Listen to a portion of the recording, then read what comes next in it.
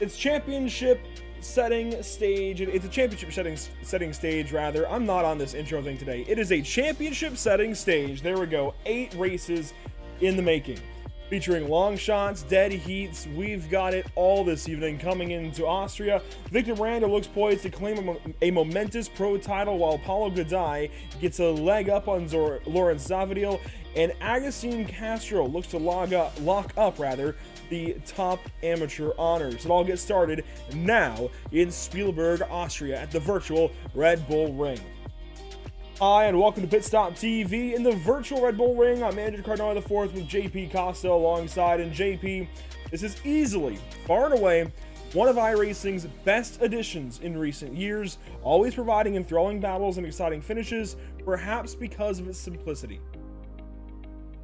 The simple layout of this track, a lot of heavy braking zones, long straightaways, and fast corners really provide pretty much everything a driver is looking for. I guess this circuit could be a little bit more unforgiving with the runoff areas, but that being said, it allows drivers to have second and third chances when they do make a mistake, but it's still so much fun to drive around here, and I'm pretty sure all the drivers love it. It is a fantastic circuit. It looks great. It's flowing, it provides great battles, it's so fast, and it's so simple. Let's come on into the sim and take a look now, sim side, if you will, at the virtual Red Bull Ring in the iRacing.com sim.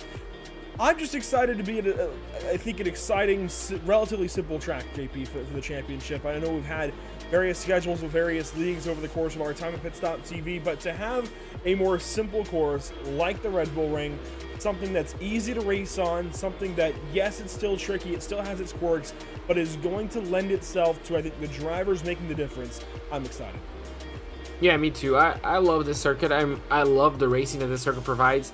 And for a championship setting finale, it really provides a lot of overtaking, and I guess that's what we really want. We want to see the driver that is defending the title to have to actually defend his position, throughout the race. And the driver who, well, is in second place, we want him to challenge and have a chance of not only beating the champion and whoever is winning, like the championship itself, leading the championship, there you go, but also winning the race. So this circuit is going to provide, obviously, turns 1, 3, and 4 are the main overtaking opportunities, Andrew. But, I mean, we saw previously, you can make up races, you can make overtakes pretty much in each and every single corner. And as these guys continue on through practice with about 6.5 minutes to go in their session, they are lapping just behind the Ferrari Challenge lap record here, set by Michel Gauding in a, well, Ferrari 488 GT3 car. So we're moving.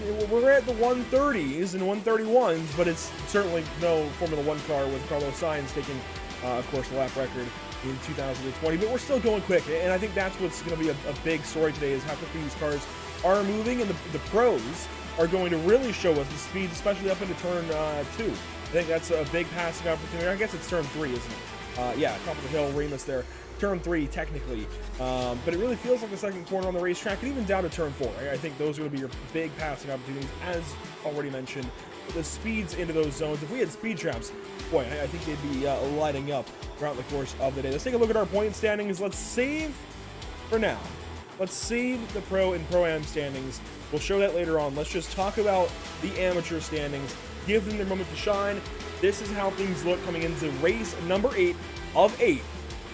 Agustin Castro with 10 points over Alex Persian. And if you recall back to Charlotte, race 6, when Agustin Castro got entangled with Ryan Kerr and had that big crash in the backstretch, that's what brought Alex Persian back into this fight. That's what brought Brian Zinn back towards this fight. And last race, 2 weeks ago at Road Atlanta, they each made decent inroads, but it was Agustin Castro right back on top of the series, showing why he is in this position, why he is ready to go win a championship. I really think Castro's got this, but it won't be without contest. Alex Persian sitting just behind Agustin on the practice boards, and Brian Zinn isn't all that far off. Yeah, it's difficult to rule against Castro, but Andrew, we have to remind ourselves, remember the first season we had of NARL? We thought, well, the championship was kind of settled, and then all of a sudden during the race, we had 2 championship swings, and then, a guy we didn't think was going to win ended up winning. So, it's likely that Agustin will win, but it's still very possible that Alex or Brian could steal that championship. Obviously, we're gonna find out during the race. A lot of things can happen, a lot of good things can happen, but also a lot of bad luck. And still, Andrew, apart from those three, we still have plenty of battles. You can see a two-way tie, well, a tie for 6th place, only 1 point between Todd Malik and Scott Angelo. A lot of positions are still up for grabs, and I'm pretty sure the drivers will definitely be fighting hard to move up in the table. Yeah, you have 4 drivers from 4th through 7th within just 3 points of each other. And on the right side of your screen, with the 11th through 20th range, you've got great battles over there as well. Miguel Cardozo and Teague Ashburn 1 point apart. Now, unfortunately, Teague will not be here, but they're at least close. They're at least close coming into tonight. Mike Braun and Armando Bejarano, they are tied. Brian Long and Andrew Rasmussen just 1 point apart. Even Pierre Thompson and Joshua Benjamin just 4 points apart down there, just inside that top 20. There's a lot yet to be sorted this evening at the virtual Red Bull Ring. A look at the schedule. This is how we got here through the course of the season. 8 races. As I said earlier on, Hockenheimring. I still remember opening the season, JP, and with a complete bag of unknowns, not knowing what was going to happen, and it just all felt so shiny and so new. And by the time we got to Long Beach, I think we were properly into the series. We got used to things. Hungaroring, Spa, Charlotte, it all felt so good. Such great racing. And now we're already here at the Red Bull Ring on April 19th, and it's about to end.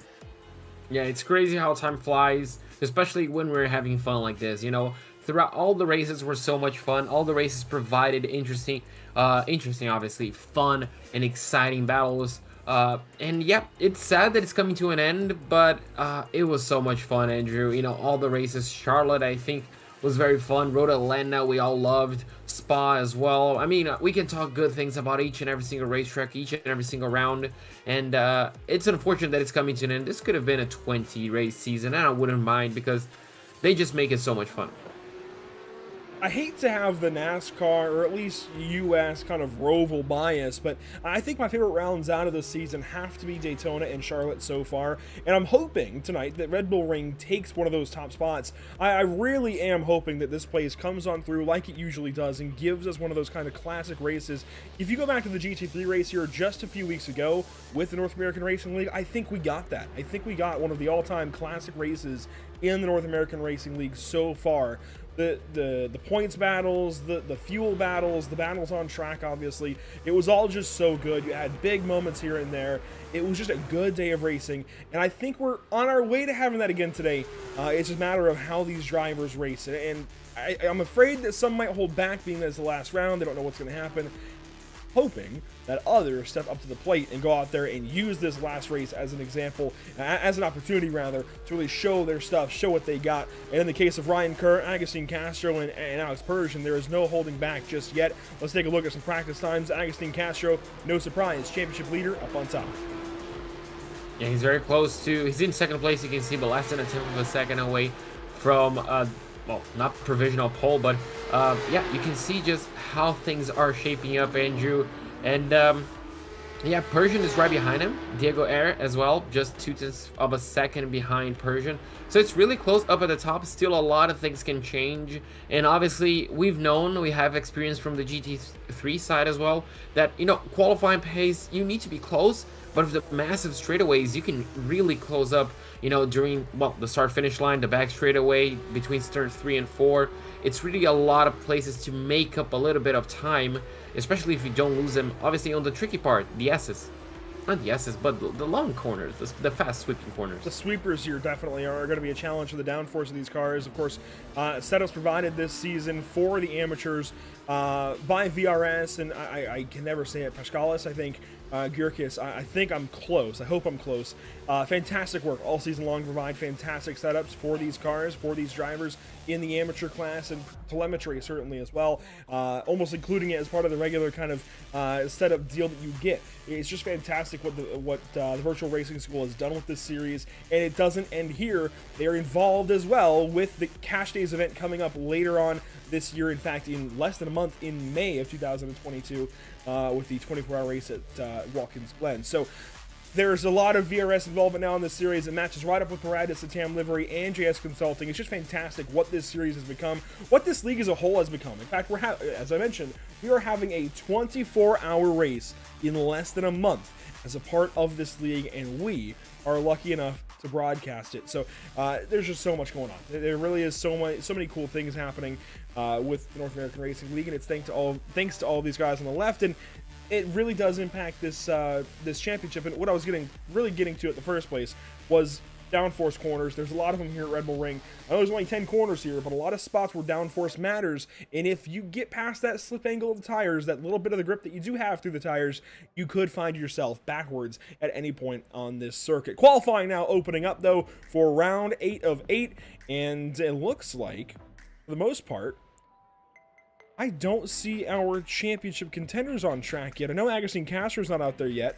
I don't see Brian Zinn on track yet, but I do see one Alex Persian in car 79, of course, now in that Maradness stable. Such a big step for him to go up there and get teamed up with Quantum Pain Maradness and sport this beautiful neon number 79. Yeah, absolutely. It's a great thing to happen to him. This is his first league racing season, isn't it, Andrew? And he's already made a name for himself. So it's really good to see him moving up already. You know, getting a great team actually, in fact. And well, we're gonna see if he can start his sim racing league career, I guess we could say, with a championship. But if not, he should really be proud of his season. You can see now Brian Zinn as well on track, opening up his first qualifying session, Andrew. And this is it. This is, I guess, one of the moments we've been waiting for. Obviously, qualifying is very important, and we're gonna see who has the fastest one-lap pace, who's the fastest in only 3-lap shootouts. And then obviously on a race pace, everything changes. I know we're already talking a lot about Alex Berger and Agustin Castro, but let's not forget that Brian Zinn is just almost as much in this championship battle as Alex Berger, only 4 more points back of Alex. And if something happens to Agustin, the battle now becomes a 4-point battle between Berger and Zinn, and it can go literally either way. It does seem, so far through practice, that Alex Berger has a leg up, but we've seen Brian Zinn show up and perform before. In fact, he has won races in this series. I would not put it past car 23 to be good come race pace time and put down some flyers. And also, you're working with strategy just a little bit, right? You're trying to conserve your tires. That's a big thing of this, is you want to make sure your tires get to the end with some grip. It's a 30-minute race, no pit stop. You've got to make sure your tires make it to the end within condition. And if you do, for some reason, run into some trouble, how you get through that trouble, I think managing adversity today is going to be big for each of these 3 championship contenders in this amateur division. Yeah, absolutely. Racecraft will be essential for them, so they really need to be on top of their game. No mistakes are going to be allowed today because it's all on the line for them. You can see now the number 014, Agustin Castro, making his way, it looks like, through turns number 3, and I don't think he has opened his lap yet, Andrew. You can confirm that for me, but you can see already Alex Berger, 131.215. That's the time everyone has to chase, and, well, he's setting the benchmark already. Already out there faster than everybody else's turn to time, including Brian Zinn, who is already nearly a second off of Berger's pace. It's not looking great for car 23 right now, but again, we've still got 30 minutes of racing even after this qualifying session, and this qualifying session still has 6 minutes and change to go. We don't know yet what's going to happen. It looks like, again, Agustin Castro might have this championship where he wants it. It looks like Alex Berger is better than Brian Zinn if it comes down to these 2, but there's still so much to figure out. And again, I referenced that incident in Charlotte because we can see it happen here at the Red Bull Ring as well. It's one of those more chaotic circuits. There's a lot of places to make a mistake. There's a lot of, well, there's really not a whole lot of room for a whole lot of cars to go, even though we do have a smaller field size this evening. So there's a lot that is going to happen, including Agustin Castro completing his first qualifying lap. Let's see where he goes. It's a 1:38. Really? Yeah, that's probably just a bank. Yeah, it has to be a banker. We saw his time in practice, so I feel like I do see some damage on the left front. I wonder if he made a mistake. Maybe hitting a few of those sausage curves, but on the left-hand side is the damage. Interesting, but we're gonna have to wait and see on the end of the second lap to see how close he's going to be to the provisional pole time. Currently, as we mentioned, almost 7 seconds away. You can see now Aubrey Kundal finishing up his lap. You can see Persian actually improves quite a bit to a 131.1, so 2 laps for 2, Andrew. He now on his final timed lap. Kundal as well, finishing up only 2.5 tenths of a second behind provisional pole. Can he improve on his time? He runs a bit too wide, and that might invalidate his time. It's worth mentioning that Aubrey Kundal has exchanged his old livery out for this new one with the wrong stuff, so a new team joining Agustin Castro and Dre DeVos. That's really cool, actually. Dre DeVos recently reached out to me about something, but seeing Aubrey Kundal now with that team at the wrong stuff, that is very, very cool. Seeing Alex Persian get picked up at Moradness, Aubrey Kundal now at the wrong stuff, this is cool. Seeing these guys evolve as drivers within this series and teammates now to somebody that just might go out and win a championship here in a few, well, about 30 minutes or so. Agustin Castro out of turn number 10. How does his lap time compare? Just waiting to see 1:31.0. That's pole, yeah. Provisional pole, so... Wow. Yep. There we go, Andrew. So that was just a banker lap just to get everybody scared. Now Persian really has to answer. He only has this lap to try and dethrone the number 014. And, well, Castro is going to have he's going to be able to finish one lap. So this is all or nothing for Persian. We're going to have to wait and see if he improves. Runs a bit wide, clips a bit of that gravel we have on the outside. Does he improve? Yes, he does, and he goes pole. Oh, he invalidates it. It was an off track. No. Wow. He had the pace, so if that was a race lap, certainly he would have been a bit quicker than Agustin Castro where it matters, but just not quite enough without going a little too far off track. How about Brian Zinn, though? Brian Zinn has actually wrapped up his qualifying effort. He's already completed all 3 laps, so he is on his, well, his dead lap now. At the end of his session, 13th quick. Over a second and a second and an eighth off of our pole time. That is not what you need if you're Brian Zinn in that 23 car. No, absolutely not. Clearly, the qualifying pace is not there today. But, well, you don't make points in qualifying. He really needs to keep his chin up. You know, he's only going to score points. Actually, you do score points in qualifying, but that's not where the big points are. He really is going to have to focus on the race. You can see now Pierre Thompson as well finishing up. Looks like his lap is currently sitting only a quarter of a second behind Persian. So, a lot closer lap times, Andrew. I'm liking what I'm seeing in, and this should provide us with really good racing if these drivers, well, retain this pace, and obviously they translate we are seeing qualifying on the race. You can see Pierre Thompson currently in 3rd place. He might just have invalidated his lap time, and looks like that was slower anyway. Now, does Brian Zinn dart into the pits, or does he get a little bit of extra practice around here? And the answer is going to be the second option. He's just going to get a bit more practice, Andrew, which is, well, it's not a bad idea, is it? Especially if you're fighting for the championship. Certainly not at all. It's always good to get those extra few laps out here. I really like when drivers do that, no matter what the series, no matter what the discipline. Just getting extra laps in qualifying is always a good idea. Here's Eric Staropoli on track, car 55. Now, he has run both of his first and second lap times, but he has not turned a lap yet. So technically, he's turned 2 laps, but he hasn't actually registered a lap without going a little bit too far off track. We'll see if he can do so here on lap number 3. Get a proper qualifying effort in. Now, his last lap with an off track, which I think may have been a bit of a spin or a slide, was a 1:39.8. This lap across, it's nothing to write home about, but it does go 16th on the board, which is ahead of guys like Sean Patterson, Joshua Benjamin, Dre DeVos, Robert Guadagnoli, and Mike Weir. So that's actually a pretty solid lap there for Staropoli to get his first lap on the board, and Mike Weir will come to a stop. And you know what that means, JP?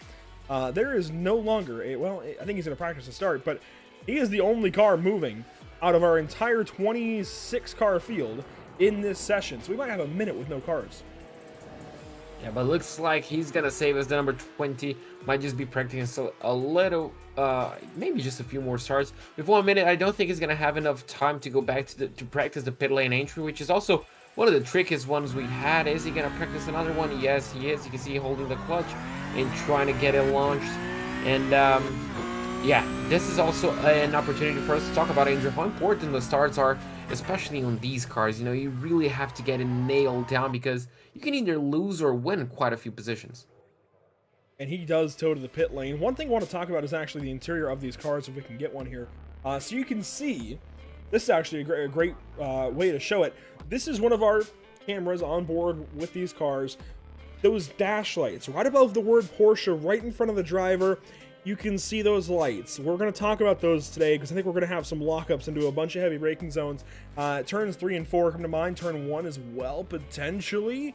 Even turn 9, you might be able to see the rears lock up a little bit. So we might be talking about those dash lights just a little bit and seeing if guys lock up a little too much through the course of today's racing. We're expecting 20 laps, it looks like, in our amateur race. That's 30 minutes of racing. Let's go ahead and meet our starting grid for round 8 of 8.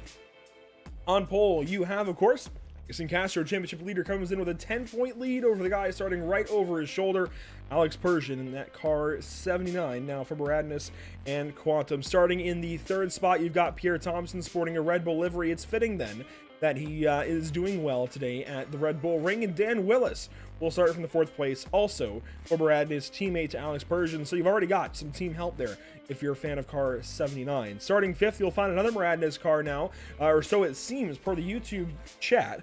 You've got Ryan Kerr in car 888. Jeff Castillo rolls off in position number 6. Starting 7th, it's Aubrey Kundle. 8th, Scott Angelo. 9th, Milan Harrison. 10th, Ilya Speaker. 11th place goes the way of Todd Malik. 12th place, Diego Eri. On road number 7, we're going to have Armando Bejaran in 13th place. 14th place, championship contender Brian Zinn. 15th place, in starting road number 8, we're going to have Max Tinkerell and Eric Staropoli in the outside. 17th place on the inside line, we're going to have Sean Patterson. On his outside, we're going to have Joshua Benjamin. And on road number 10, we are going to have the drivers of the name Andrea Divas and Robert Guadagnoli. Starting from 21st, you'll find Mike Weir in car 20, then it's Will Coffey in 22nd. 23rd, it's Julio Contreras in car 525. Mike Braun rolls off 24th, and Clarence Rosa makes it an even 25-car field, it looks like. I think I mentioned 26 at some point. It is 25 cars here, ready to go for 30 minutes of racing. I'm surprised that we are not starting yet. I'm surprised we haven't hit the grid lights here. But while we have this moment, the weather for today's race, at least the amateur race, 70.3 degrees in the air, 73 dead on for the track, and winds out of the southeast at about 9 miles per hour. Red lights are on, waiting on green lights now atop the flag stand, and we are racing in Austria.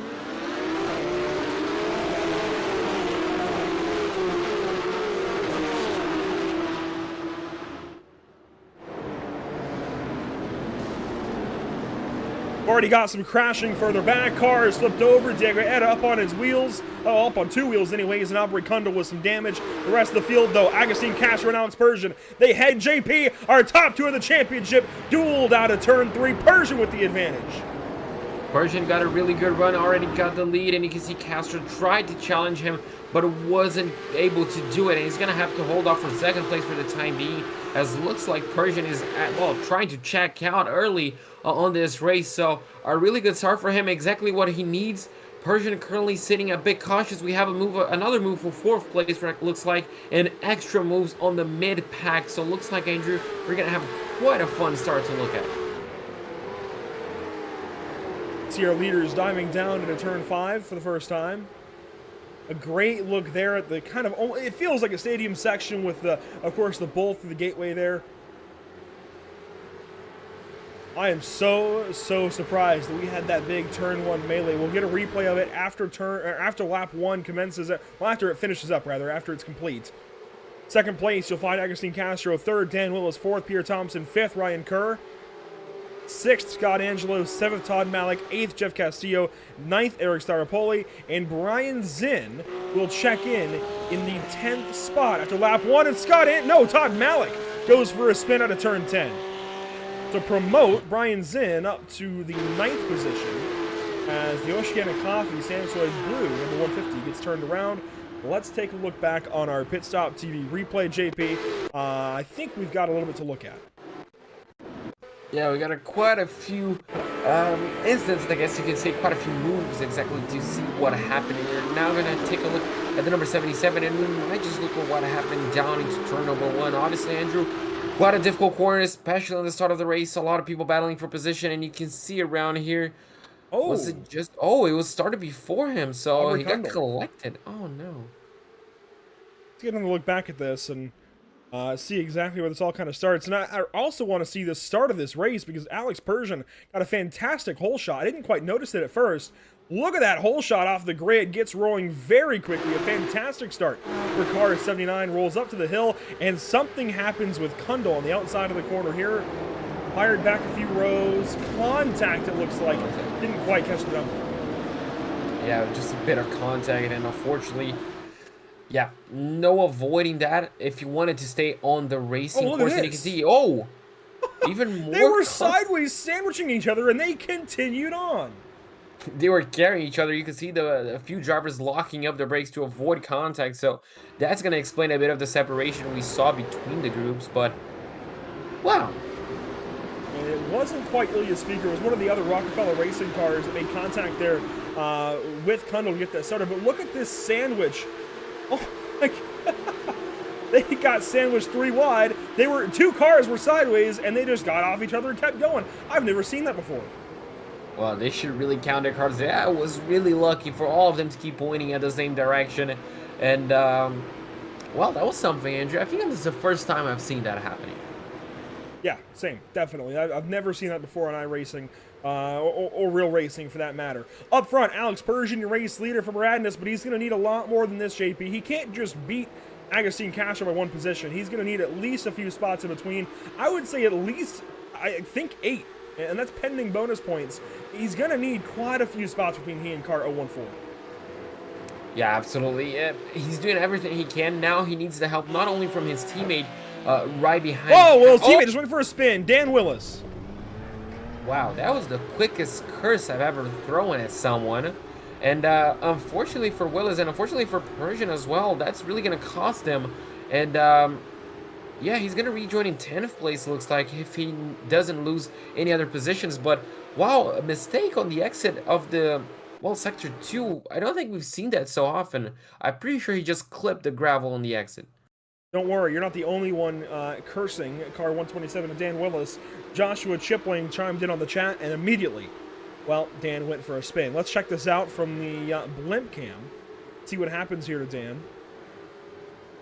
I think I'm with you. I think he just catches some gravel on exit potentially, and he got loose on the curbing. Didn't even get out to the gravel. That's, wow. Yeah, I think it was loose on the exit, and I'm not pretty sure if it was power. Maybe the curb on the entry upset his balance a little bit. But yeah, he was just already loose, because if that was on the gravel, he would have gone way more sideways. But yeah, unfortunately for the 127 injury, he had really good pace. He was challenging Agustin Castro on this early stage of the race, so he has the pace, he can really fight back, but that battle for second for him, I'm pretty sure it's over. Unfortunately, that takes all pressure off of Agustin Castro. Now, we don't exactly have favorites, but I think it would be nice to see Agustin have to race for this one. We never like when a driver is able to cruise away to victory, do we? We like that drama, so as great as this is for Agustin, it wouldn't be bad to see a bit of a battle here. I wonder if Pierre Thompson can step up. As, we've had a crash. Armando Bejaran and Mike Braun, it seems like, in trouble. And this is, on the exit of turn 4, looks like. And yeah, we saw quite a few incidents on the exit of turn 4 on the GT3 side. I'm not quite sure if you remember, Andrew, but it looks like a bit more of the same. You can see 2 rows of cars going side by side. And I wonder, is it going to be contact, or is it just going to drive a bit too wide? He doesn't hit the gravel on the outside, so, just ahead of him, you can see it. Wow. That was on board with Mike Braun, who went off into the dirt to miss the spun Armando Bejaran, who you can see up in the distance went around. Good catch there by Mike Braun not to hit anything, and honestly, even by Armando Bejaran to stop where he did, just far enough out of the way not to cause any further issue. Poli now losing time. He's got some damage. We don't have a replay here, but you can see that hoppy car 55 has definitely taken some kind of hit somewhere. Yeah, unfortunately for him, he's going to be carrying a bit of damage, and Andrew, this has to be one of the worst courses, one of the worst race tracks to have a bit of aero damage. Really going to cost you a lot, as we have, looks like an interesting battle for position right here. Look at this. And this is up for third. Ryan Kerr just went on by Pierre Thompson, who drops down a spot to 4th place now. Just ahead of Scott Angelo. Jeff Castillo 2.5 seconds back. So already the top 10 very spread out, over 13 seconds between them. And it's very much worth mentioning that Will Coffey did not qualify, started in the back 4 cars, and is up to 10th. Yeah, he's doing a fantastic comeback race as well. Let's not talk about him too much, Andrew. Our curse, well, seems to be working, and he's doing really well today. And that's all I'm going to mention to him. Well done. And yeah, looking back, the lead as well. The gap is really coming down, and, well, that's our answer to why. Agustin Castro using draft here. He talked so much about fuel savings in the draft especially. I think Agustin's got that one figured out, except, oh wait, we don't need to save fuel in this series, do we? So he's just, at this point, saving the tires, if anything. Fuel not a concern for these guys. It's just a 30-minute race. It is the GT3 races. We have the 40-minute race with the fuel stop. Agustin just needs to do exactly what he's doing. Just sit here, be in the mind of Alex Persian, remind him that Agustin is the champion. Well, at this rate. Yeah, and you touched on a really good point. I like the fact that they don't have to save fuel. They don't have to think about strategy too much. It's just applying pressure and going for it. And that's exactly what Castro is doing. You can see Persian, small mistakes like that, just missing a little bit of the apex. That's really going to add up, and it's really going to bring that 014 back into contention to battle. He was not happy, I'm pretty sure, after losing the position on the start line. And he definitely wants it back, Andrew, and he wants it back quickly. So Persian really needs to start hitting those apexes a little bit more, you know, I guess a little bit more beautiful, because he's losing quite a bit of time in the number 014. Well, he's not going to take any prisoners. You can see Ryan Kerr in the distance coming out of turn 8 behind these guys.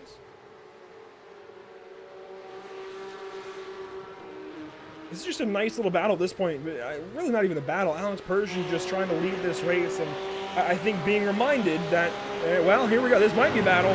Castro looked to the inside for turn 1, thinks better of it, stays in behind. As just about 10 minutes have gone on by here at the Red Bull Ring. These amateur races feel just enough like a sprint, but just enough like an endurance race. They're kind of in between. Kind of like this sweet spot. Yeah, this seems like a really good, and, well, it looks like we might have a really good move. No. 014, Castro's not really committing to the inside too much. You can see he's pushing, but the number 79 just has him pretty much toned down at this point. You can see he's really defending well. And yeah, these races have been absolutely amazing. We still have 20 minutes to go, which makes me really happy because, well, Andrew, we had 20 more minutes of this. So watching these two up front, let's fall back a little bit. Dan Willis, who had that slide out of turn 6 a little while ago, working on Joshua Benjamin here for the 7th position.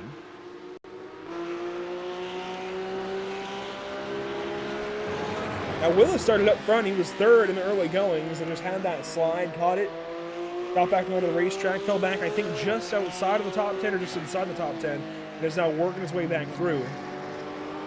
If he can get this 7th spot, he won't be too far back of Brian Zinn or even Jeff Castillo, so I think a top 5 could still be in order for Dan Wilson. Oh, absolutely. If you think about it, even a top 4, because Scott Angeli is only 0.4 of a second ahead of Castillo, so it's really the top 4 still up for grabs, and you never know. If someone makes a mistake up ahead, there's still a lot of positions to be made, maybe even a podium. So the number 23 didn't have the best of qualifyings. Andrew, he still has a lot of positions that he can make, and obviously 4th place is just right there.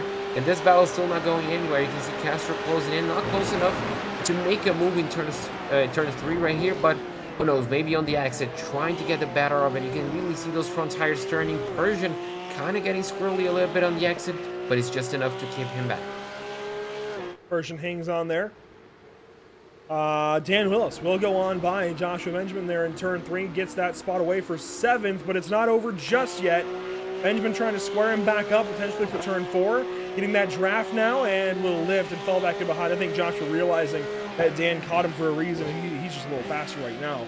It's worth mentioning, I know we've got some Diego Eda fans out in the chat. He had a big accident on lap number 1 involved with Aubrey Kundal and some others. He is mired in 13th spot, which I say mired, but honestly, JP, that's staggering. That is amazing for how much damage that car has, and the fact that he was on 2 wheels in turn 1. Yeah, absolutely. You can just see how much damage that car has sustained, and he was as low as 24th at the start. He's worked his way back up. Yeah, you can just see how much effort he's putting in, and yeah, that's definitely not helping him on the corners. That's definitely not helping him in the top speed aspect. It's just crazy how much pace he has, and Andrew, at this point, I guess we should start considering what could have been for him. Yeah, the car clearly has got something here. It was decently quick in qualifying. I think qualified, well, you see 12th. So nothing too crazy, but certainly I think top half of the field. And would be outperforming where he is currently, especially if he had gotten by that incident, that incident still happened. He'd do well at the order, so very unfortunate there for Diego. As here we go, our leader is working out of turn 3 once again. Do you fancy turn 3 or turn 4 for a move? I feel like turn 4, that's really good. Depending on the situation. I guess if I get a really like side-by-side action, turn 3 might just be good enough to hold a position, but obviously turn 4 right here, Andrew, I guess it's easier to spread a little bit wide and force your competition to essentially mistakes like this. I wouldn't expect this move right here, especially in a Porsche Cup, but, well, Castro is definitely not holding back. I'm loving what I'm seeing from him. And, Andrew, you mentioned you wanted to see him doing on track. This is kind of what we expected, isn't it? Yeah, Castro taking some chances here. I like that. I like that he's racing for this win. Doesn't want to just collect the championship. So much respect there to Agustin. He could absolutely ride in this spot and not at all worry about this battle and just take the championship. He's got enough points to do it. He's got 10 points back to Persian coming into today. He could just about relax. Although, well, the drops shouldn't change with these guys up front. So there shouldn't be any change to that. There shouldn't be any circumstantial, really anything. But it should just be a straight up battle between these two so long as neither one of them drops down the order. Brian Zinn, though, let's speak about dropping down the order. Brian Zinn is working up the order into 5th place now, JP. He started pretty deep in the field, 14th, and he's gotten up into the top 5. Yeah, he's definitely making some inroads, which is exactly what he needs. Obviously, the worst case scenario for him, Andrew, is that both his championship contenders are ahead of him, so he's definitely not going to be making any points on them. But, I mean, starting 14th, being 5th, and, well, being as high as 5th currently, and he's doing a good race. He still has Scott Angelo just ahead, and then obviously another 3 seconds to Kerr. But, I mean, the race pace is what matters, and it looks very strong. The top 2, meanwhile, it's so tough to go anywhere else in the field with these two so close together for the championship. Again, Persian comes into today 10 points back of Castro. They've worked themselves out to a 3-second lead over Ryan Kerr. And at this point, it's mano-y-mano, right? These two are just going to square up and at least fight for the last race win of the season. It might not mean anything for the championship. Persian still might not win it, even if he wins the race. But at this point, they're squaring off in the final round. It's a matter of who's got it. Yeah, absolutely. And obviously, bragging rights as a racing driver. You obviously want to, win the last race. If you didn't win the championship, you can tell your competition, all right, look how strong I was, so, get ready for next season. And obviously, more race wins. He does, doesn't he, actually? Yeah. This is big. Yeah, this is big, and this battle is going to be bigger here as well. You can see Agustin Castro really closing in. This time going to be forced to go the outside, so on exit, that's where he might be dangerous. Look at him taking a wider line, trying to cut back in, but looks like, again, Persian just has the better of him defending so far. So, the number 79, Andrew, doing a fantastic job defending, and he has been doing that for nearly 10 minutes already. Further back, there's a great battle with Pierre Thompson. Well, not anymore. Thompson around out of turn 3. Perfect timing there. For us, anyways, not so much for him as he goes around. Was in the battle with Will Coffey, and, well, that battle has been sorted. Will Coffey takes the 9th position, and Pierre drops down to 10th. There isn't much else happening in the top 10, but there is Milan Harris and Max Tankerell side by side just behind those guys. This is for 11th. Milan Harris gives up that spot. Tankerell takes it, and Dre Devant just behind these guys for 13th.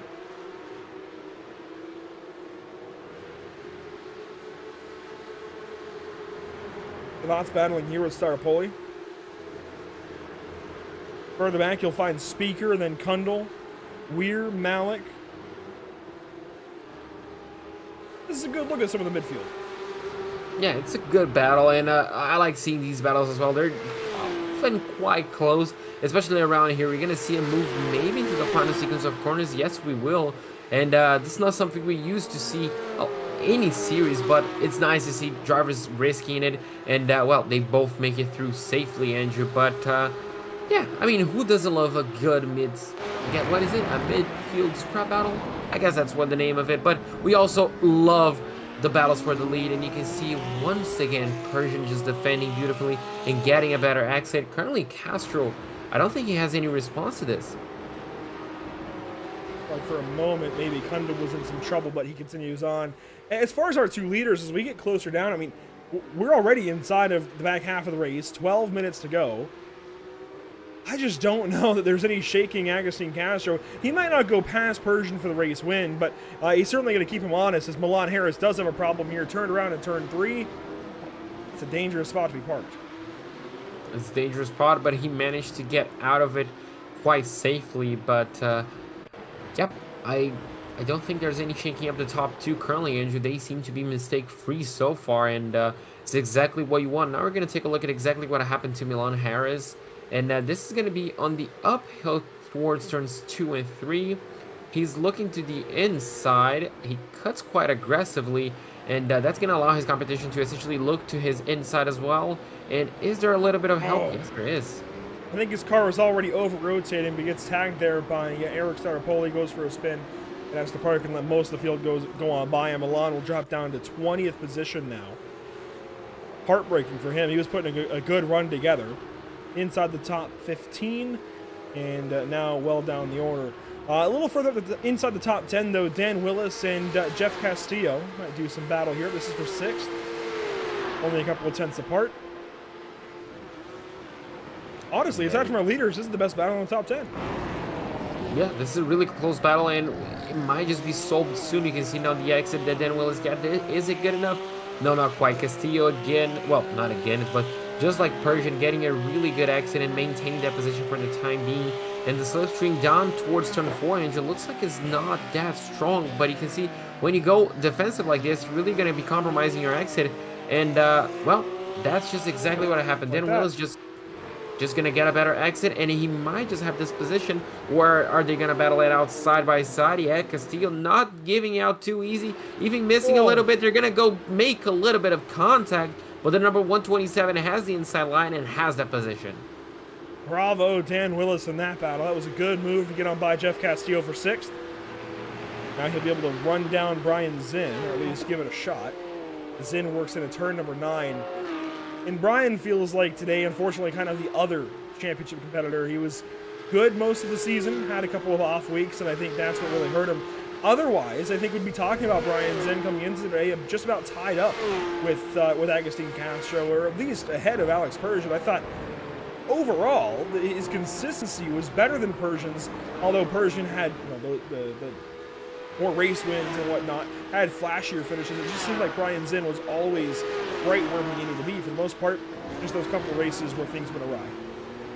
Yeah, absolutely, and you know, it has been a fantastic season for him, Andrew, and I mean, there's a reason why he's only 4 points behind Persian.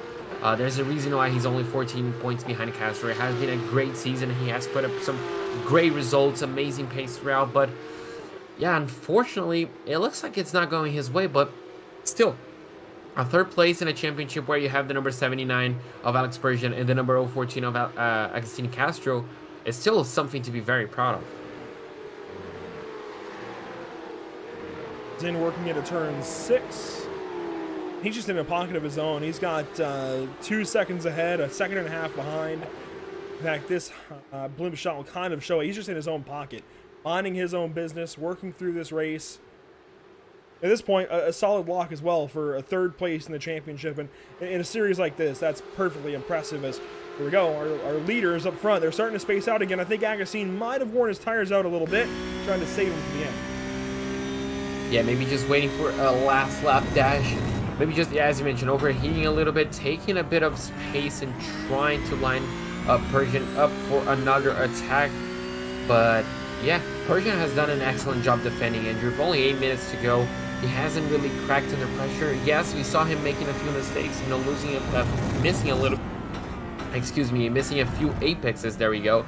And but I mean, no really big mistakes. Defending really well, and currently Castro, he has no other option. There's no way he can find himself past the number 79.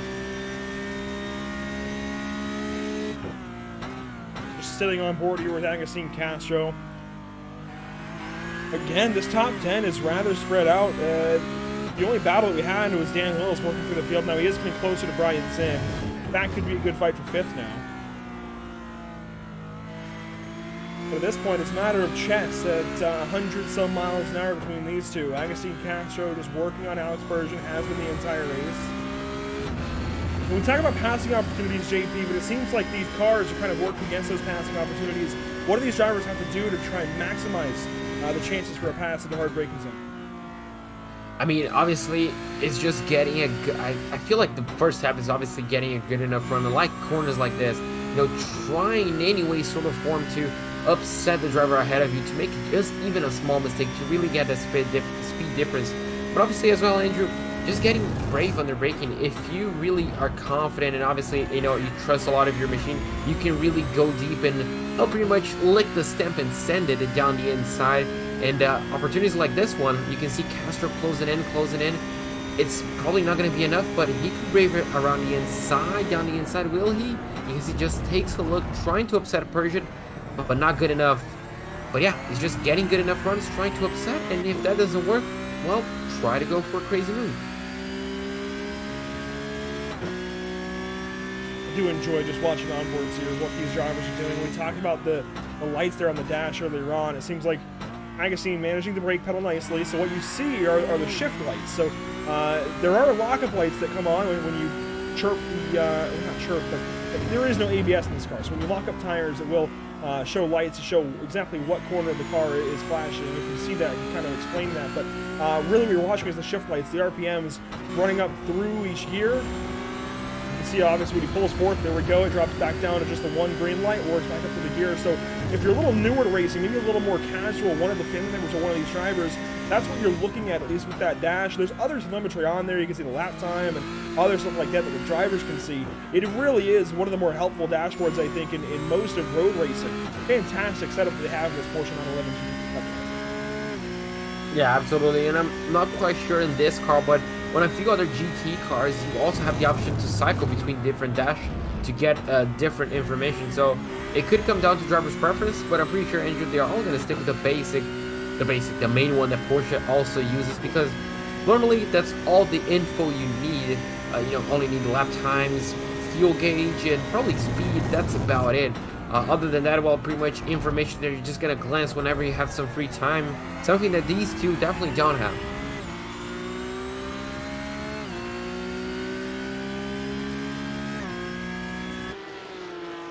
So, as we get down to the last 5 minutes here, JP, it's one of the quieter races we've had this season. I know we talked about Red Bull Ring being exciting, being chaotic, and producing classic races, but it just hasn't been that today.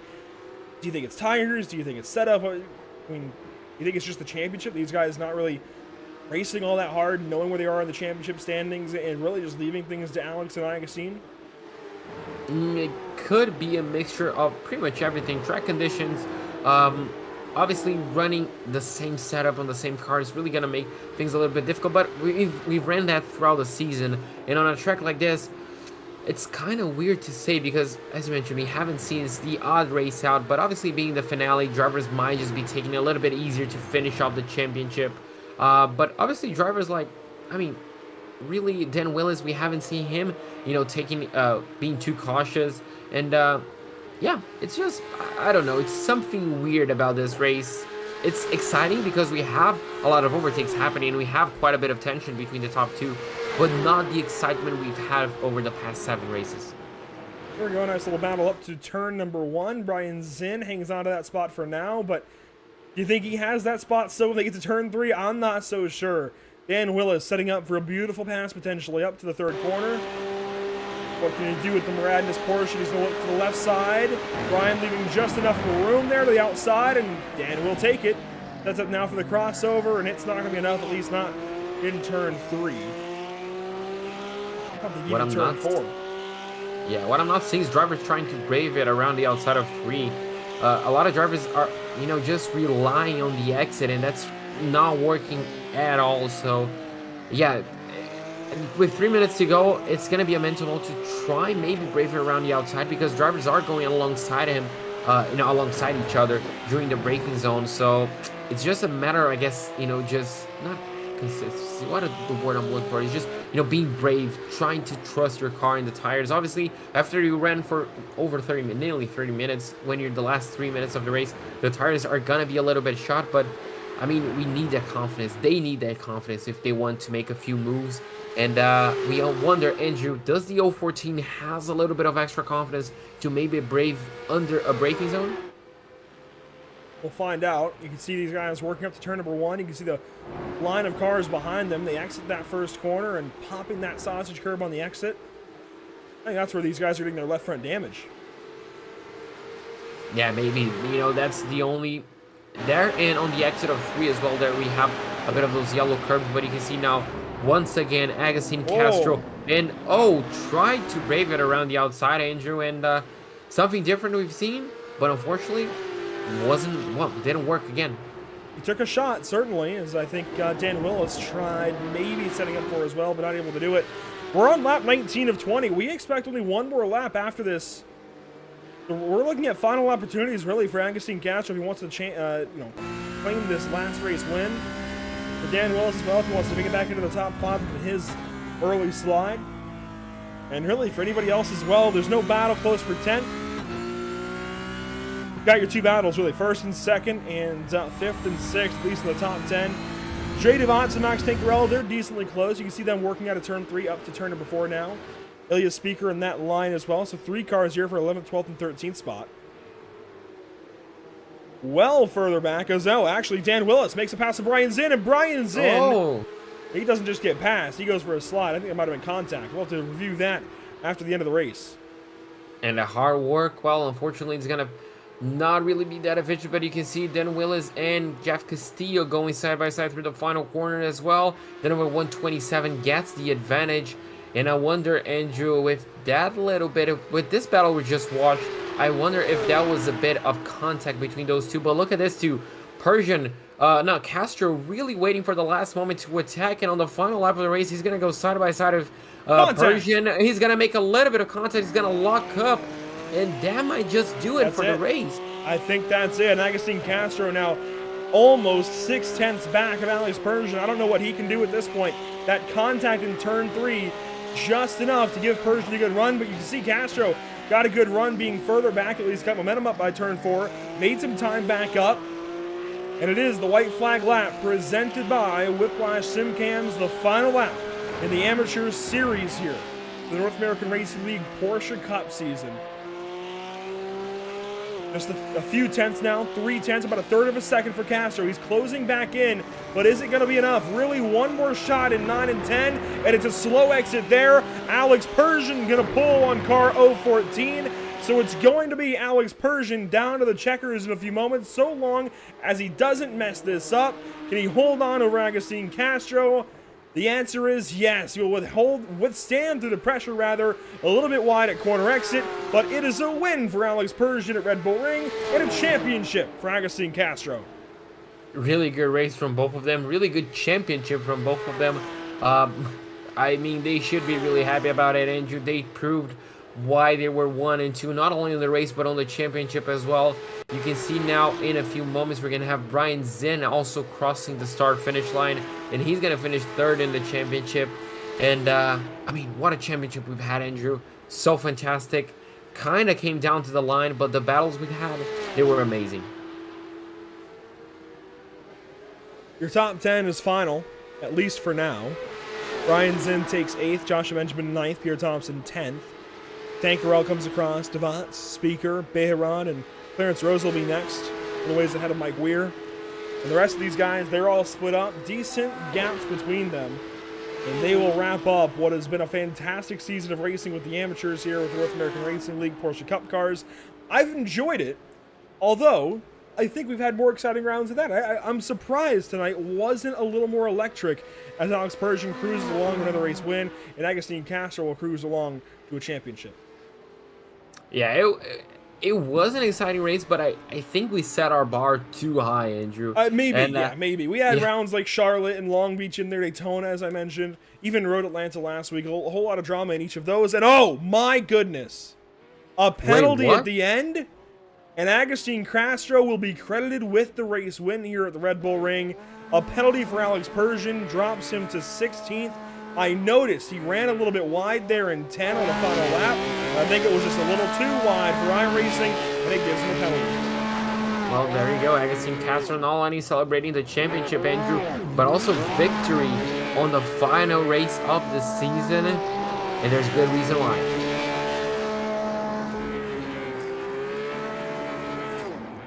So Castro burns it down in Austria.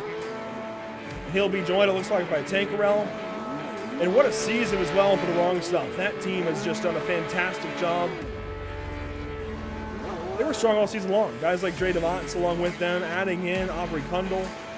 Mike Weir, I believe, in that team as well. Just fantastic all season long. And Agustin Castro driving them along to a championship here in the amateur division of the North American Racing League Porsche Cup Series. We will await an interview. Now, drivers, if you're out there, you've got to be quick. We're only looking for Agustin here if we can get him, but you have to be quick. So Agustin, if you're out there, we have another race coming up. As much as we love burnouts, we do have to be relatively quick with these guys. And we'll see what he does. But while he works on getting us, getting into the booth here, JP, let's go ahead and look through our unofficial race results. And Agustin Castro, he's going to end up taking the win on the final race of the season. Well, 6 seconds clear of Ryan Kerr, who's going to end up finishing in second place. Scott Angel is going to be crowned with the final step of the podium ahead of Dan Willis. Jeff Castillo is going to finish in 5th place ahead of William Coffey. Andrew, 6th place for him. Brian Zinn is going to finish in 7th place ahead of Joshua Benjamin. Pierre Thompson in 9th, and Max Tinkerall in 10th place. Finishing 11th, you'll find car 12, Dre DeVance there, ahead of Ilya Speaker. Then it's Armando Bejarano at 13th, Clarence Rosa 14th, and Mike Weir 15th. And to be clear on the Alex Persian penalty, that is not admin decided. That is automatic from iRacing. If you get too many incidents, it is a drive-through penalty, or, in this case, time added to your finishing results. So that is not at all an admin control penalty. 18th you'll find, 17th you'll find Diego Eda. It's 18th for Mike Braun. Todd Malik goes 19th, and Aubrey Kundle wraps up your top 20. 21st place goes to Milan Harris ahead of Eric Starapoli. Robert Guardinoli is going to finish in 23rd. He's going to be the last driver to finish on the lead lap. 13 laps down, we're going to have Sean Patterson in 24th. And Julio Fernandez Contreras is going to finish 25th place and 21 laps down. And I don't think Contreras ever turned the lap today, unfortunately. So not really getting his way onto the results in the way that he would have wanted. But let's go ahead and see if we can find that spot in time where Brian Zinn was passed up. I think this might be a little bit after it, so we'll go a little further back.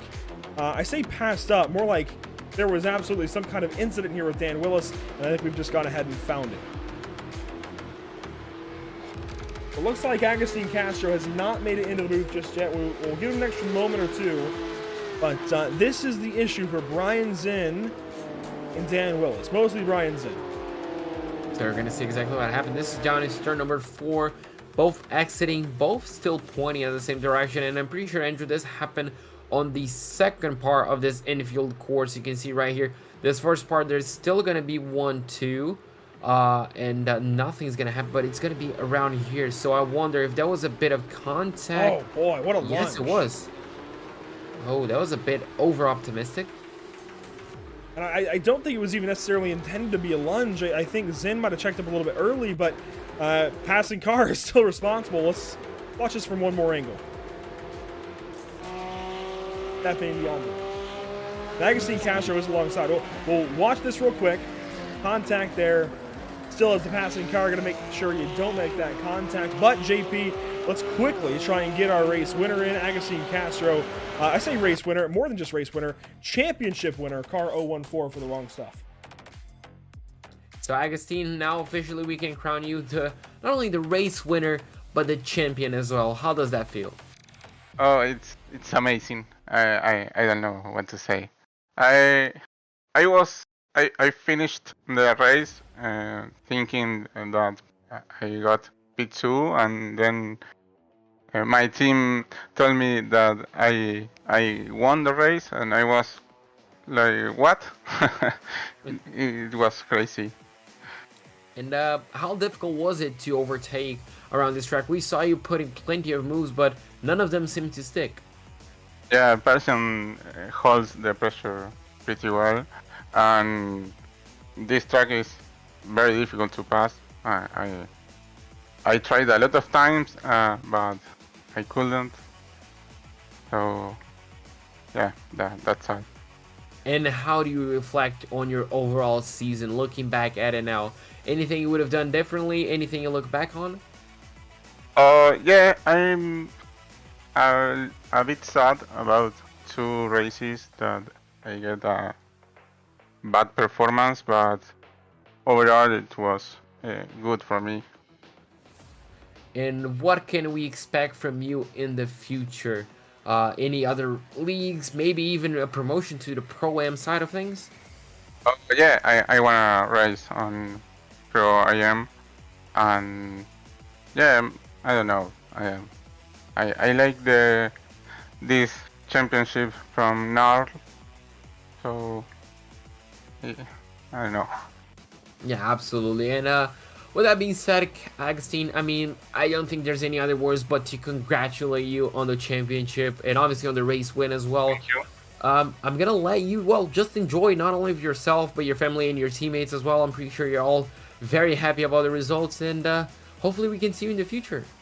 Yeah, special thanks to my team and for my best friend Lucas, that he helped me a lot to improve my times, and yeah, thank you. Absolutely. And, well, go enjoy your championship. Andrew, that was Agustin Castro, race winner, champion. I mean, it's a good day for him. It is a good day to be Agustin Castro here, especially in Austria, claiming that win, not how we ever would have thought. I think that's certainly fair to say.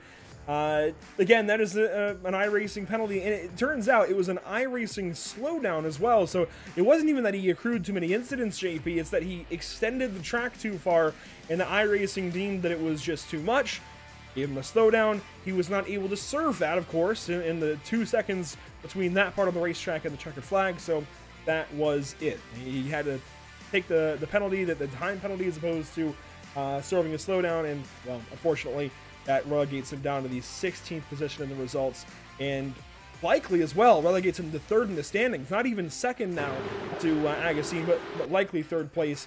Big championship implications there for Alex Persian. That said, we have got race 1 in the books. The amateurs, they are done. That gives way then to the pros and pro-ams. We'll be right back in just a few moments with more racing from the Red Bull Ring.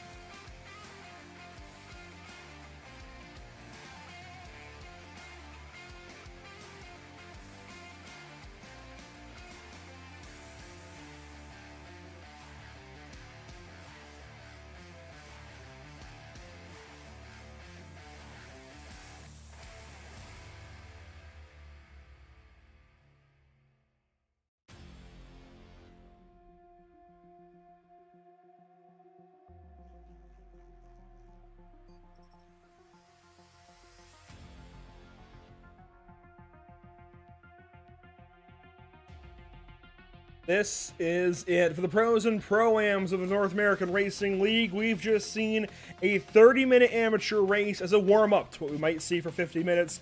A pit stop, though, being added in along with those extra 20 minutes of racing, and one heck of a championship battle. Let's get straight into the sim. Let's get right down to it here, JP. There is a lot to talk about. There is a big time lot to talk about with this championship battle. I think most namely the fact that, well, if we go to the sim, there we go. It's 20 points apart for the pros. Victor Miranda looks great. But if you look at the pro-ams, things change up just a little bit. Paulo Gaday takes over the lead from Laurent Zavadil after last race at Road Atlanta 2 weeks ago. And now, I don't think Rafael Bonifacio has a chance necessarily of getting up there for the championship or even for second, but if something were to happen, he is next in line. Brady Lubinau, he's out of the fight. It comes down to Victor Miranda or Luke Kraus, and Paulo Gaday or Laurent Zavadil, realistically. Yeah, it's crazy to see. Obviously, that 20-point gap between Victor and Luke, it's quite big. But Andrew, I guess all eyes are going to be on this championship battle, the Pro-Am. 2 points. It's essentially who finishes ahead of each other.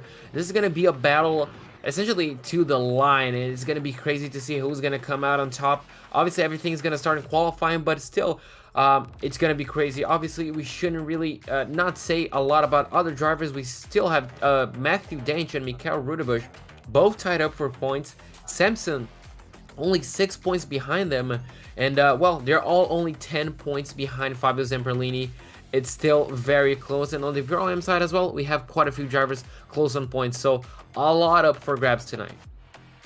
Definitely, things are close throughout the midfield, but really we're looking at that Pro-Am battle. Paulo Gaday and Laurent Zavadil, it's realistically the best finisher. Now, there might be other circumstances where maybe Laurent finishes ahead of Paulo and he doesn't win the championship, but realistically, it comes down to the best finish between these two. That's likely your champion between Paulo Gaday and Laurent Zavadil in the last round of the Porsche Cup season. Look at that! Laurent Zavadil up to purple. Isn't that timing? Andre Melchers does go faster. Let's get down to it then for qualifying as these drivers start getting their lap times in. Right to the top goes car 25 of Andre Melchers, and he'll now pull to a stop and come back in and reset. Matthew Dench will do the same after going second. And Laurent Zavadil, Pro-Am, he's looking good for PSM. Yeah, he's looking good. He's doing everything he needs, Andrew, and that's the same we mentioned on the amateur side. You know, just get qualifying out of the way, try to get a good lap, and his lap currently is excellent. He's, what, nearly half a second, around 14ths of a second ahead of his closest competitor, Curtis Jones. Now we're taking a look at the number 17 of Victor Miranda. Has put an incredible season, Andrew. Not as many wins as his competition, but consistency was the key to his success. Who needs to win races when you're going to win a championship, right? He's got 20 points back to Luke Kraus, and Luke Kraus is faster. In fact, he's one of the top world record holders at Red Bull Ring in a Porsche Cup car, but that doesn't win races, and it certainly doesn't put the previous 7 races together for Luke. He's 20 points back. It's not been the season he's wanted. It's going to take a whole lot this evening if Luke wants to win this championship. It's not going to be any kind of layup. Yeah, it's really going to take a lot of effort and quite a bit of luck if we're being honest, but it's still very much possible that it will happen. The number 34 is still in contention, but yeah, it's all going to start in qualifying, Andrew, and currently being half a second away from pole. That's not what he needs. Currently in 5th place as well, very far away from where he needs to be to have a chance. We're going to have to wait and see if he improves in. What lap time does the number 17 post on his first outing? It's going to be a 125.5, and that's, well, 6th place. The 129s for these guys looks like will be, as far as they go, 129.4 so far for Andre Melchers. And hey, how about Giuliano Romagnolo, Stu out there going pretty quick as well. He's up to second quick, just, less than 1/100th of a second off of pole. And even Laurent Zavadil has brought out all the stops. He's not worried about a promotion last minute. He's out here just trying to go fast, and he is fast. 3rd place so far. Yeah, 3rd place. I mean, he's on the same 10th, on the same half a 10th as Melchers, so a really good qualifying so far. Paulo Gaday, Andrew, 17ths of a second. This is worrying for him. Yeah. He's in 15th place. The competition. You know what, though? I think Paulo is a bit faster in race pace. He seems to have that together, doesn't make many mistakes, and drives through the field. If memory serves me correctly, he does this a lot, at least in the Porsche Cup cars, works through the field. So I'm not too concerned, especially with pit stops and a whole lot of off tracks being very common here. I'm not too concerned yet for Paulo Godai, but I am alarmed maybe.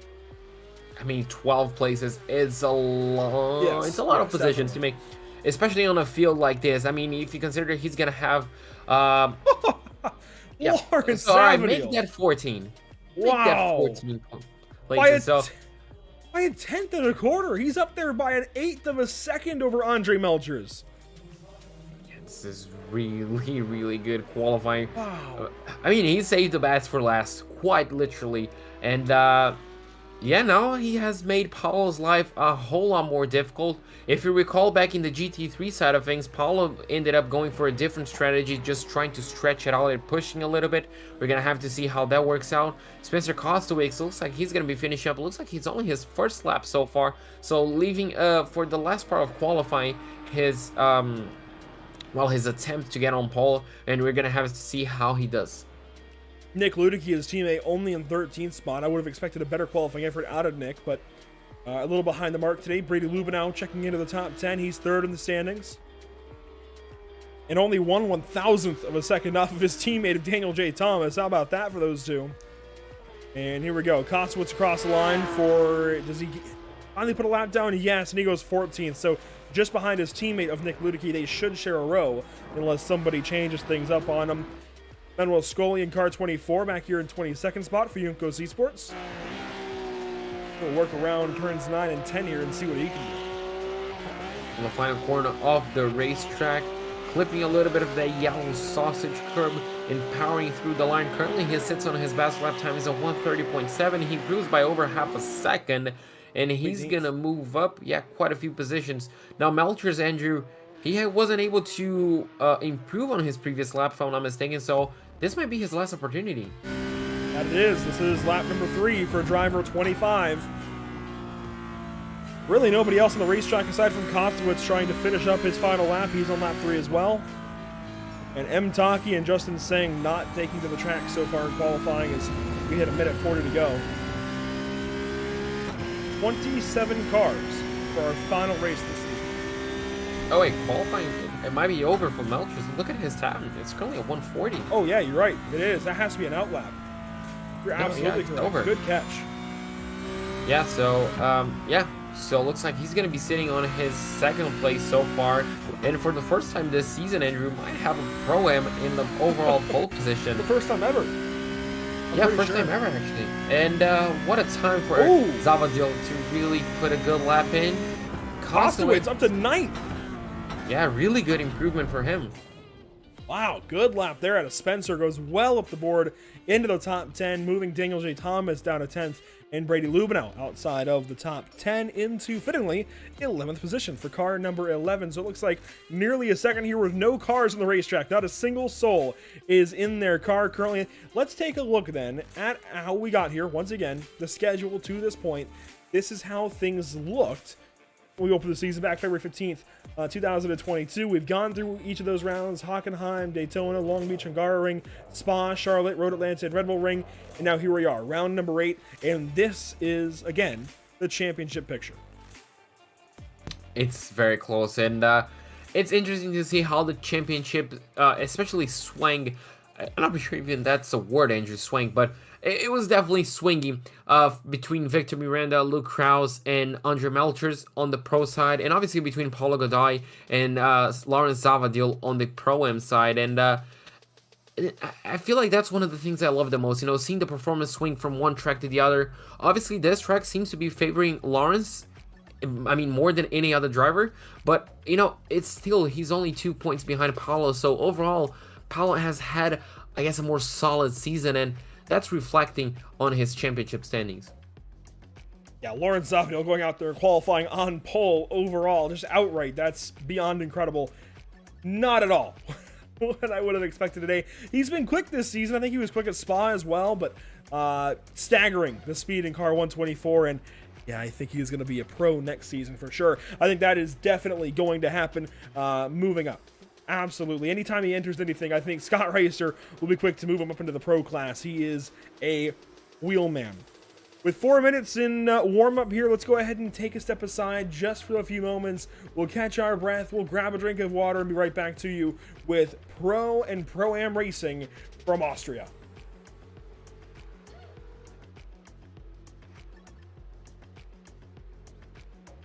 SoundArt introduces an entirely new way to listen to music in your home. By combining the best of two products, a revolutionary high-fidelity, low-profile Bluetooth wireless speaker with beautiful artwork.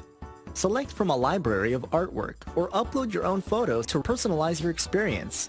SoundArt ushers in an era of invisible, beautiful, and amazing sound throughout your home and redefines your entire entertainment system. The need to reclaim your floor space and rid your home of unsightly speaker boxes that need to be bolted to the wall is now a thing of the past. Our canvas is printed on high-quality permalite by Breathing Color. And select from our gallery or upload your own. Standard sizes include 16 by 20 and 18 by 24 canvas wrapped. Custom sizing is available, as well as surround sound options.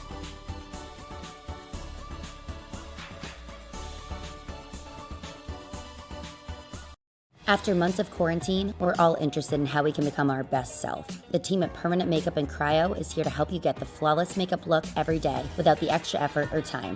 When it comes to your appearance, you deserve the best care that money can buy.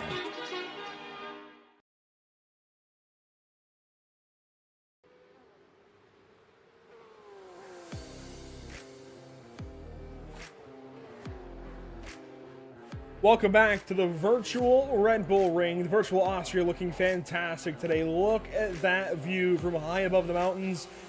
It's going to be a fun one, JP. A whole lot of stories coming to one big close here. We already saw some of these stories come to a close for the amateurs, but now it is center stage for the pros and pro-ams, the big guys here in the North American Racing League, for sure. Yeah, absolutely. This is it. I mean, this is literally it. The last round, the last rodeo for these guys in the Porsche Cup. Yeah, we're gonna crown two champions. Who is it gonna be on the pro side? We kind of have a good idea, but on the pro-am side, Andrew, still all up for grabs, and obviously the rest of the positions among the top 10 on both classes still all to be decided. And well, we do have a beautiful setting to do it in. You know what, we've talked a lot about this championship so far, and we'll talk a lot more about it in the next 50 minutes of racing, but how about Red Bull Ring as a championship finale? You've raced, be it on iRacing or other sims and other games before. What's your favorite thing, favorite single thing about Red Bull Ring? That's a good one. I feel like the track itself, it's a short, fun, fast track that really, you know, I guess you can say it really just brings the, I don't know how to explain in English, Andrew, but it's just so much fun because it's so fast flowing. You really don't have a lot of times where you're just like, oh, I guess just waiting for the lap to end. It's really a quick track. If you make a mistake, you can easily come back to the pits. A lot of overtaking opportunities, a lot of fast corners, lots of challenging corners, and that's what I love about it. I think the speed mixed with the fast flowing nature here, obviously a speed and fast, that's the same thing basically, but the speed mixed with the flowing nature here, it just goes so nicely together, and it's not in the same way as Spa. Or even Le Mans. I think Le Mans has a great flow. Certainly, maybe the Ford chicanes break that up, and you know, you could argue that, but even the Maxxis chicanes almost on straight. But as far as just a fast flowing course that is short, it's not trying to be a Spa, it's not trying to be Le Mans, it's trying to be its own thing. It does a fantastic job of it. It's always good for sim racing and real racing alike. It puts on great racing in Formula One. It's a good racetrack here. I'm so glad that iRacing was able to go out and secure it and get it on the sim for all of us to enjoy, and well, for us to broadcast this evening for all of you watching. We certainly do appreciate that. We also want to appreciate all the efforts here with this series, of course, Scott Reister and everybody else here that makes things happen with the North American Racing League. Let's not forget VRS, Maradness, JS Consulting, and Tam Livery. So many things that go into the series. So many great people doing all of it. I'm glad to call a lot of these people friends now as a result of the North American Racing League. Let's take a look now, sim side at our starting grid. JP on pole. It is a Pro-Am driver, car 124.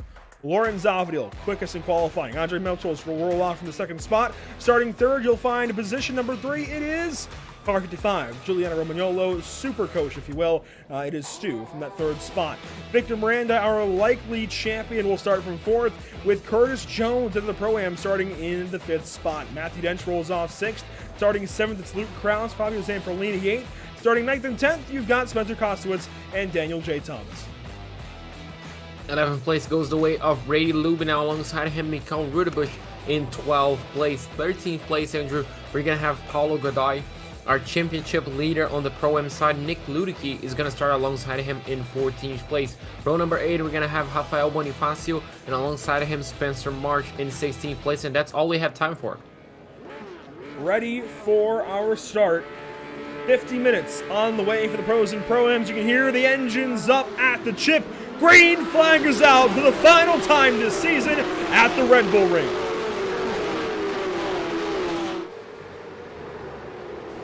A land rush and contact, 3 wide, and we've got a big spin. The field continues on. Matthew Dench and others in trouble, but we keep racing. Lawrence Alvadil leading Giuliano Romagnolo up the hill to turn number 3. And you can see he's already going defensive, trying to defend that early lead, but they're going to go side by side on the exit. A bit of door banging, looks like. And, well, that's about it. You can see back in, Andrew, we have a lot of positions yet to be made. Looks like no further contact was made down into turn number 3, as we head down into turn number 4. The top 3 extremely close. On board with Paulo Godoy, mired back in the field. He's in a dead heat coming into this race, 2 points apart from Lawrence Zavadil, and he gets the advantage, and he's still way back in the field right now compared to car 124, battling with James Hansen. Hansen gives him the inside for turn 6. Paulo takes the best of it, gets that spot away. He will move into the 14th spot outright as Hansen will fall in behind. Still a lot of work with your car 933 right now, JP. Coming into today just 2 points ahead. He's got to get up there. He has at least got to finish, I think, in the top 5 if he wants any chance of beating Lawrence Zavadil for a championship. Absolutely, and he's being backed up into a difficult corner right here, Andrew, because he has 2 philosophies. He can either push and try to go for positions early on. He could save up early and go for strategies. You can already see that Zach Victor Miranda going slowly on the inside. Looks like a slowdown penalty for him.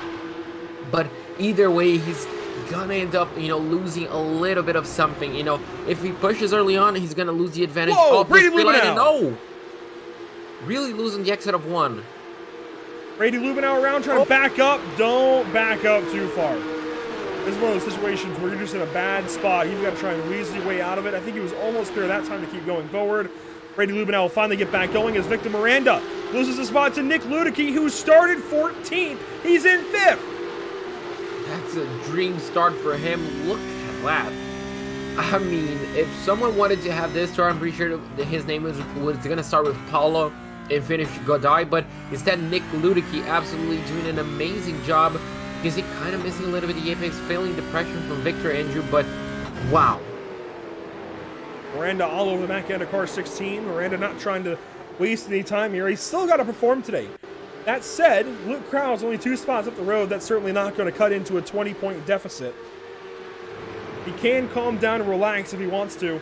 Meanwhile, Giuliano Romagnolo way ahead of the entire field. I say way ahead. Compared to where he's been off the starts of these races, he had trouble at Hockenheim.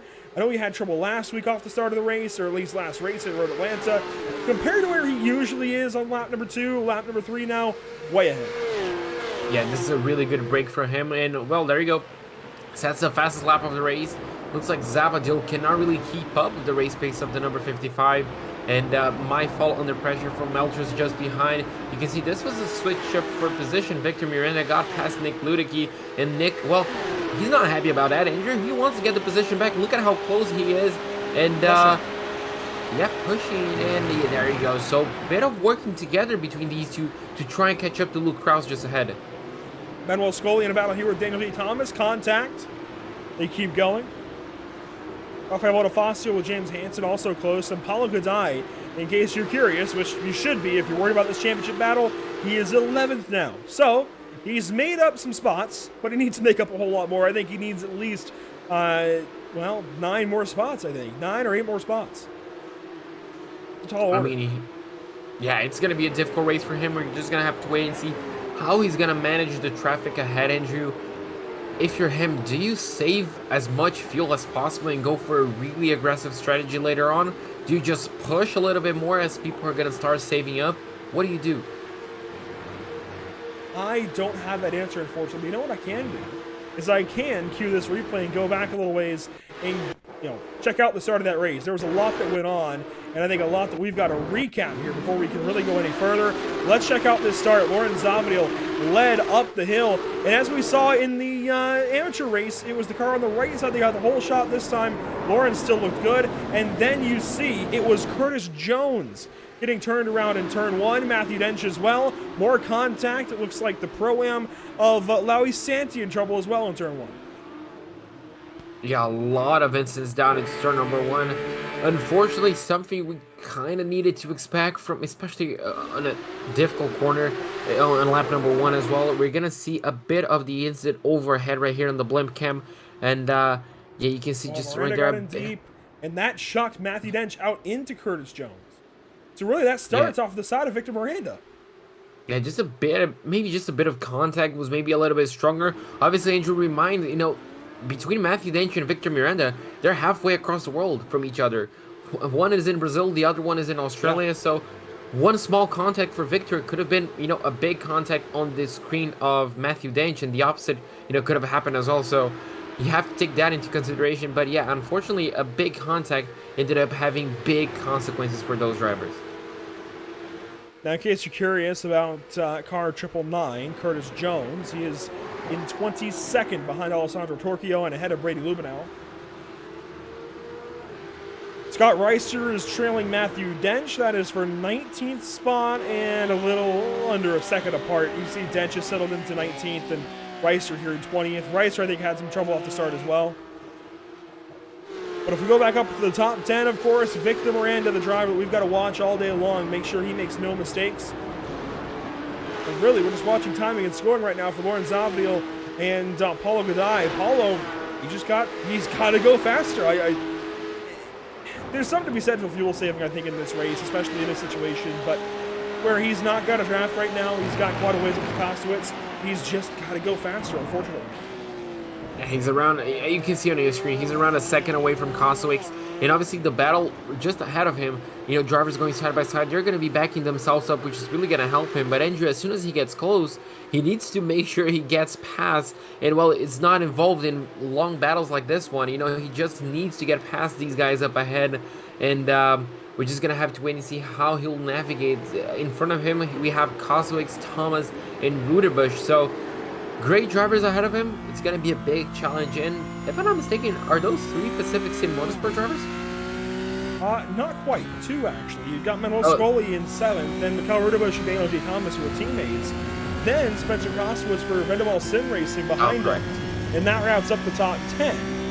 Paulo's in 11th ahead of Blake Scott, who's having a remarkable run compared to the last few weeks in this series. So doing a great job there in car 166. And Rafael Bonifacio is in 13th. And yeah, this is a really good train to keep an eye out for. And good thing for Paulo, Andrew, is that he's pulling away from Blake Scott just behind. He's creating that gap. He's not needing to worry too much. And, well, he's currently in the back end of Kostowitz, which is exactly what he needs. But right now, he needs a good enough exit to get past these guys. Because if he clears all of these guys, he's going to be in a solid 8th position. And, well, that's going to be a much, much easier job. But you can see just ahead, Kostowitz looking down the inside of Thomas. And he's going to get that spot. But look at Paulo. Look at the exit that he might get. Is it good enough to maybe challenge one of them? Might just be enough to get Kostowitz. Watch the dash along with the telemetry here. No clutch that time, but into turns 1 and 3, Paulo was putting the clutch in. And I've started to theorize in my own brain a little bit these last few weeks, JP, about the clutch that, or at least the clutching that these guys are doing. I'm wondering if, sure, you're putting the clutch in, dropping revs, but also if part of it's really just to engine brake and get down to the gears faster. Now, it's dangerous when you let the clutch out and you try and re-engage the driveline. I do wonder, though, if it really is just to get down to the gears a little faster. It seems like that's when they take their downshifts. It's a possibility. I do think it's rooted in some fuel saving. I think it's kind of a mix. When I'm back in my days, Andrew, and how was sim racing, we used to use the clutch, especially on endurance races or races where we needed the strategies to essentially, not touch the throttle so that, you know, the fuel line is essentially cut. I guess the fuel line. The fuel is not being used in the engine, so you're not going to be using any fuel, but not having the aggressive slowdown of the engine braking, so you can maintain a little bit more speed, especially on tracks like Daytona, you know, where you really remind. Yeah, so it's just weird, I guess. Again, you know, it might just be to get down the gears. It might just be a bit of muscle memory, but you can see right here not being used. Yeah, so it's just going to really swing from situation to situation. The top three, I think they're all going to go for fuel saving, but especially on battles like this, where you really need to make up a few spots, you're just going to need, you know, to fuel save a little bit and be aggressive on other corners to try and get those positions. How about our top three? Giuliano Romagnolo, Andre Melchers.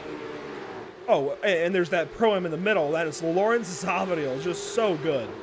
I don't know where this guy came from. Apparently has I think a 92 Miata, 94 Miata, something like that.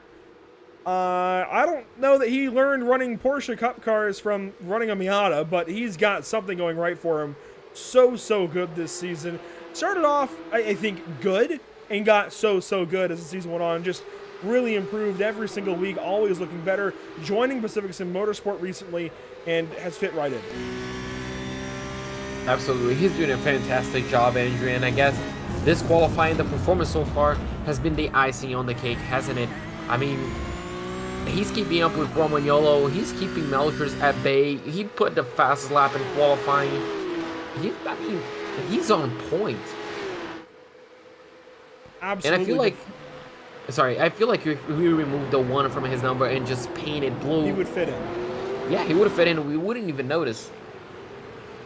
Well, he wouldn't qualify pole, so yeah, we really wouldn't have noticed. And Paulo Gaday suddenly would be looking like a mastermind right now as your, or maybe not a mastermind, but a wheelman certainly, as your top Pro-Am driver other than Lawrence Zavadil. But Lawrence is just that good, and I think definitely a promotion is in order for both of these drivers. I think even on the GT3 side, Paulo Gaday has been so good lately, usually running that Audi.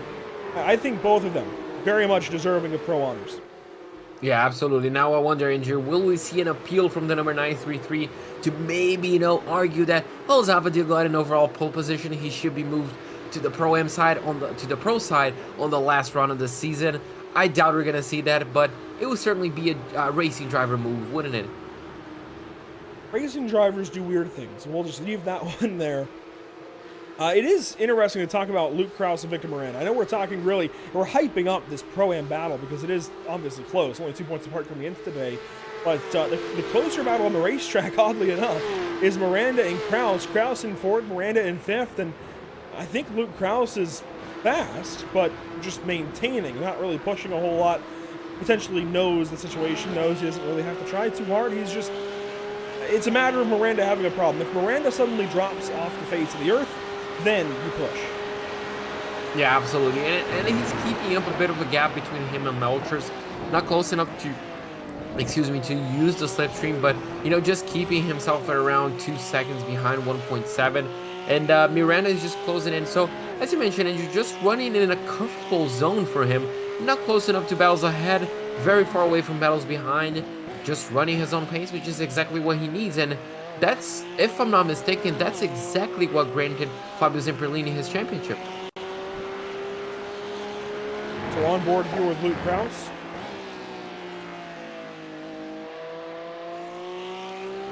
It seems like these Porsche Cup cars tend to spread out a whole lot more than GT3. I mean, it is just a very spread out race once again. The closest battle in the top 10 right here. Mikkel Rudebusch and Spencer Kostowitz. This is for 8th. It's a good battle for 8th place, and definitely far from over. But yeah, they're spreading quite a bit, which is completely the opposite from what we thought would have happened, right? The amateur race was nice and spread out. The Pro-Am race now spread out as well. Now the air temp has dropped from the amateur race as, Nick Ludicky slow on the front stretch, giving up time. Gives up 6 to Manuel Scoli and slides in behind him there. But weather, it's cooler. The air temp is down, the track temp is down. It's a little more pleasant for these guys, I suppose, on their tires especially. Oh, and there's Paulo Gaday. Look at this, back into the line here. He's getting closer to Daniel J. Thomas. I think he could potentially put a move on 10th place here soon. Yeah, Costaway got past Thomas, and Paula really needs to get his way past as well to not only be in the top 10, but obviously be in contention, because this is an overall battle for 6th place right here, Andrew. So he can see at the end of this train just there, you know, the top 6. He can see 6th place, and that should be his goal for the race so far. You know, just get past one driver at a time and just get those positions. But obviously, he might just be thinking even longer term, just trying to get as much fuel saved as possible to maybe jump a few of these guys down in the pit lane. Riding on board here with Paulo Goday, a little wide there in 7th. How about deeper in the field here, JP? We got some battles well further back. John Sedlak and Scott Reiser, in fact, 2 of the admins here of the series going at it. They're behind M. Taki for 18th and 19th here. Scott Reiser defending.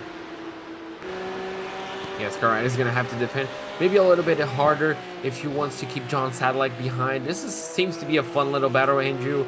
I'm not quite sure who's going to come out on top. I'm not quite sure who I want to come out on top, but so far I just want to enjoy a battle between Reiser and Sedlak. Seems to be fun, and that's something I guess we've seen so far in this season, a battle between these 2. We haven't seen these 2 around each other much on track, I think, because it seems like they alternate who gets caught up in somebody else's mess. Whether it's John Sedlak one week or Reiser the next, they seem to alternate that honor. As Torchio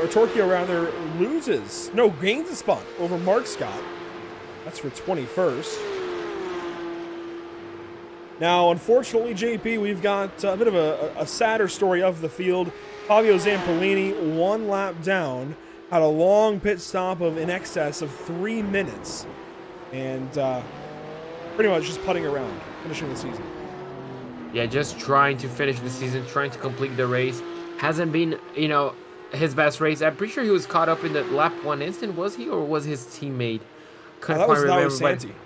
Oh, yeah, so, yeah, definitely hasn't gone his way, which is really unfortunate, but it's good to see him still on the racetrack, you know, in 24th place, a lap down, running on his own, but he's determined to finish the race, and, yeah, it's a good thing to see.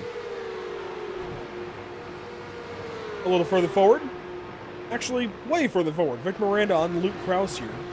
Has closed in, this is for the 4th position. And as far as momentum in this race for a championship, Luke Krause definitely has that right now over Victor Miranda, but not by a whole lot.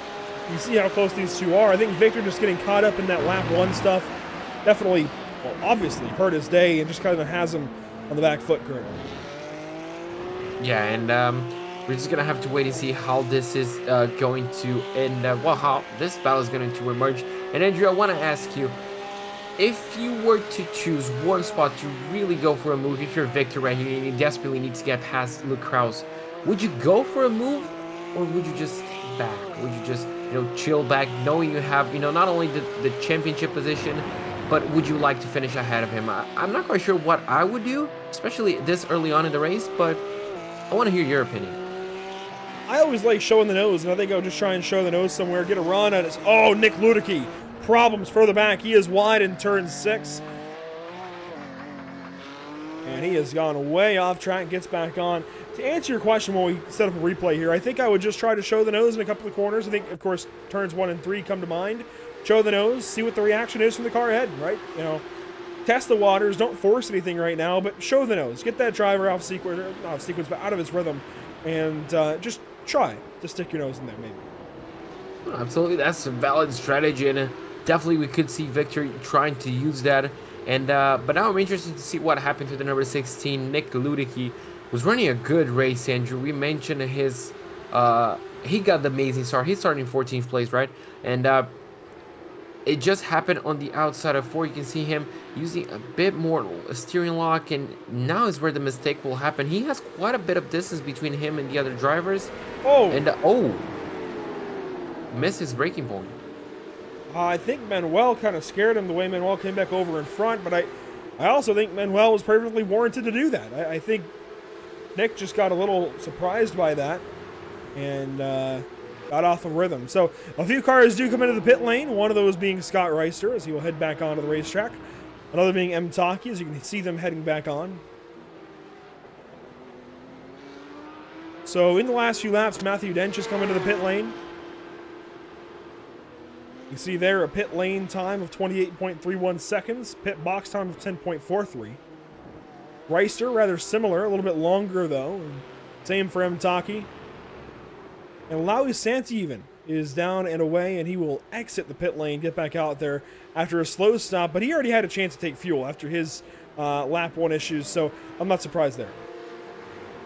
Yeah, quite a very quick pit stop, but you actually raised a good point. He already came down in the pits to fix some repairs, so got at least a lap of fuel inside. And now we're going to take a look at exactly what happened.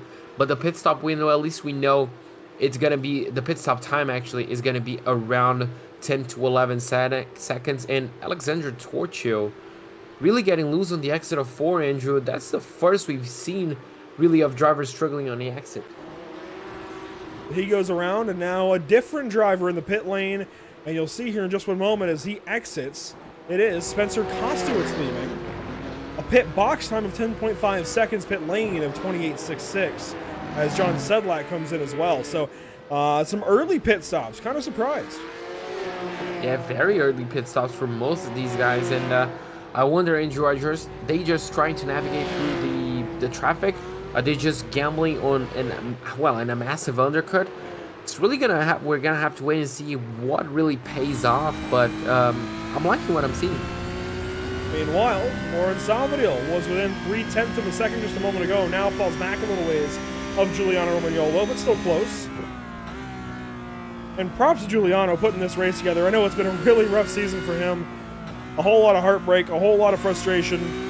Has had issues left and right trying to get this season started for himself. Finally, in the final race of the season, we'll have a pretty good race going, it looks like. And a fantastic Porsche Cup driver. You can see the tag. Is it higher? I've actually never learned. Heuer? Tag higher? I actually never learned the pronunciation. It's actually, in Portuguese, it's one thing. In English, might be another. I'm not even going to try. I'm just going to say tag. There you go, the watchmaker. Regardless, he's got the Pro Series decals in that car. Absolutely, and yeah, I mean, it's well deserved as well. I mean, his race has been on point. We haven't seen any mistakes from him as well. Zavadil was able to put a little bit of pressure on him early on, ended up backing away, and now it looks like Zavadil is actually going to be backed into Melcher's, Andrew. And as soon as we start seeing the number 25 really closing up or really setting purple laps, that's when we know the pit window is going to be very close for the front guys. Nick Ludicky in the pit lane. And his pit stop is rather long. Could it be a penalty for car 16? Very likely. Maybe on the timer to expire here. If it's about 50 seconds, it's a penalty. Because obviously, you know, off tracks, but you know, it could be a Ghost 4X contact somewhere. 50 seconds. Interesting. Yeah, very interesting. Wonder if there's more to this story, JP, as he has now escaped from his car and towed. Well, he's escaped from his car, really. I wonder if there's more to this story, if he just comes in on his own and, well, here he is in turn 9. And he just pits. Yeah, odd. very, very odd. Ludicky calls his race a day. Calls it early, and he will pit and get out of the race. Lauren Zavadil now. Well, I say Lauren Zavadil now. He's still in the same spot that he was earlier. Still second place. Paulo Gadai, however, is up to 8th. He has passed Daniel J. Thomas and I believe would be ahead of Spencer Kostowitz potentially and is chasing Mikkel Ritterbusch. So now Paulo in an opportunity, JP, to actually save some fuel. Do you think he is? I think so. We're going to take a look down into turn 4. That was not fuel-saving behavior at all, but you can see how much he's closing in, Andrew. So I wonder, is he just using a little bit of this time right here, this extra few laps, to maybe try and overtake Ritterbusch? And if he realizes that's not possible, maybe just dive into the pit lane? That's actually a good idea for Paulo. Definitely an idea for sure. Yeah, because we saw how difficult it is to essentially get a move and not lose a lot of time. So if he knows, if he studies Mikkel's lap times and he realizes he's faster but there's no way through, might as well pay it, try to come down in clean air and try to overtake. But look at the number, well, look at the line that number 22 got. he is lucky that those two corners are really difficult to overtake because he's feeling the pressure. Paulo Gaday putting some heat here on Mikkel Rudebush. That is for 7th on the racetrack currently, albeit that position altered a little bit by pit stops, but Paulo definitely inside the top 10 regardless. As Giuliano Romagnolo continues to lead, that's through turn 3. Andre Melcher is still in that 3rd spot. Victor Miranda is up to 4th. Got on by Luke Krause nicely and easily, and has started to take away. Maybe not. This is, very close. Yeah, this is extremely close between these guys. And yeah, currently Luke Krause is going to end up holding back a little bit. But I wonder, Andrew, if he'll try to answer the number 17. Do you think he will? At this point, I'm not sure what the reward is versus the risk, because here we go, teammates teaming up on Paulo Gaday. You know how we had that team building race at Road America today, or the team building round with BSR MX-5? Yeah, a bit of the same here with PSM getting on by Paulo Gaday. Yeah, there you go. So Paulo, unfortunately, is going to lose one position and move himself back into 9th place. And this is what Rudebush wanted. This is what Thomas wanted, because he got another position up ahead. The top 5 still didn't come to the pit lane. But yeah, things are going to start to get interesting, Andrew. Only 24 minutes to go. We're looking at our champion to be, more than likely at this point. It's going to be tough. It's going to require him crashing out pretty much now, as Paulo Gaday does get on by. Oh, he's pitting. Look at that. You were just about on par. Yeah, he realized he lost the position. Maybe it's a lost cause to fight for it. Might as well come down in pit lane. Maybe even take a gamble on fuel. We saw this plenty of times. He nails the pit entry, the pit stall as well. And what is going to be his stop time?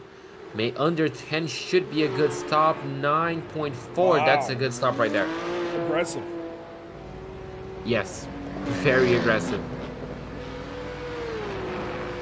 Definitely going to need some help to save that extra fuel on the second part. And he's going to re-enter the racetrack just behind Spencer Kostowitz and ahead of Curtis Jones, it looks like. Curtis Jones yet to pit after his issue earlier on. See what Gaday is able to do. He is just close enough to Spencer, I think, to draft a little bit, so he might be okay. The race leader, though, Giuliano Romagnolo, has not looking back. We've gone on past halfway now by about 2 minutes. Lauren Zavadiel second. Andre Melcher's third. No change there. 4th place, still Victor Miranda. No change there either. 6th place, still Manuel Scully. 7th, Mikkel Rudebush. 8th, Daniel J. Thomas. And those two teammates are still very close. Yeah, they're very close. And, wow. Well, just as we say that, we're going to see a change. That's Rudebush, right? Coming into the pit lane. So this could be an answer, Andrew, to Paulo. You know, this could be just him straight up. All right, I'm not going to waste any time. I'm not going to try to fight him on lap times. I'm just going to get my pit stop out of the way and try to rejoin in front of him. And obviously, it's all going to come down to this right here, the refueling, how much fuel he puts in the car. Is if he's going to gamble or not. Spencer March as well comes down in the pit lane. And, oh, really overshoots it. Wow, Mikkel Rudebush, 9 seconds on the dot. Very aggressive. Yeah, and we're going to see if it pays off. And I think it might just done. It's almost half a second. Marsh a little slower there. Kostowitz comes out right with Mikkel Rudebush. So, yes, it's going to pay off for Mikkel, at least for now. But will it pay off through the course of the race? We're going to have to wait and see. It was less than almost half a second less fuel than what Paulo did. And we're thinking that Paulo really took a gamble. It looks like those two might just battle in a few laps. So, Andrew, if this really backfires, it could really hurt Mikkel Rudebush, because it was a gamble. And look, they rejoined pretty much in the same pavement, the same piece of tarmac. So Paulo Gaday hounding Mikkel Rudebush here. And I notice a trend changing up front where Giuliano Romagnolo had backed up to Lauren Zavadiel. JP, look at the timing now. He has started to eke out an advantage nearly to a second. Yeah, he's doing a fantastic job right here, Romagnolo is. And if he just pushes a little bit more, he's going to be clearing Zavadiel. And as soon as he does that, Zavadiel is really going to have to worry about Melcher's behind him. So the number 72, Andrew, he could be pushing. This could mean he's in the end of the fuel and he might think about pitting soon. Lawrence closes up in a little bit there in turn 3. Luke Krause and Victor Miranda still fuel saving further back. And now begins the waiting game, finding out exactly what these guys can do after their strategies unfold. We can sit here and say all we want to about the season that it's been, JP, the races these drivers have won, how astonished we are in some of their battles as Lubenow and Scott do some battle there in 3. They swap spots, it looks like. We can talk all day and hype these guys up all we want, but really, as far as the championship, it comes down to just waiting on these guys to let their strategies come to fruition. Or come to rot in some cases. And Lawrence Zavadil, I don't think has to worry about a strategy. That's the best part. He's not out here racing the strategy at this point. He's just keeping the car on the racetrack, and he will be A-okay with the gap that he's got back to Paulo Godai. What a race for car 124. Yeah, absolutely. I mean, it has been his race, his run, hasn't it, Andrew? Qualifying so far, race pace has been absolutely excellent. He should definitely be proud of it.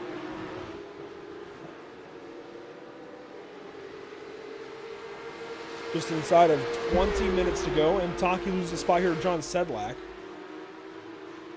They're ahead of Scott Reister, and Blake Scott and Brady Lubenow go back at it because Lubenow will stay on the racetrack as Scott pits. So I say going back at it, but really just one of them coming into the pit lane. And let's watch this process for a driver here, JP, as far as how to pit, I guess. Come on into your box. The driver sees a lollipop man waiting there with a stop sign. You stop on that sign. You get service here. And what happens in these 10 seconds of waiting? You're obviously looking at your fuel, probably just making a few calculations as well to see if you can save, just a liter, half a liter. Obviously, if you cannot, you just, try to wait, trying to study, maybe even get your breath, Andrew. And at that point, as soon as you hit it, maybe 7 seconds, rev your car and just, wait until you're released. But yeah, it's just looking at the fuel, trying to get the perfect amount in, because even if you get a half a liter more, that's going to cost you on the pit lane, and that's the opposite way of what you need and what way you want. The Scots both take a little extra fuel there. And Victor Miranda swaps spots with Luke Krause because Miranda is on the racetrack and Krause is in the pit lane. So here we go. The first of our true leaders to come in. And it is car 34, Luke Krause, with 18 minutes and a little bit of change to go. Car 34 for Fiercely Forward into the pits. I think this is our first proper gauge as to how much fuel these guys will take, how long they'll take in the pit lane. Past 9 seconds, 10.87. And you saw how close Luke was in the straightaways to victory. He had to be saving.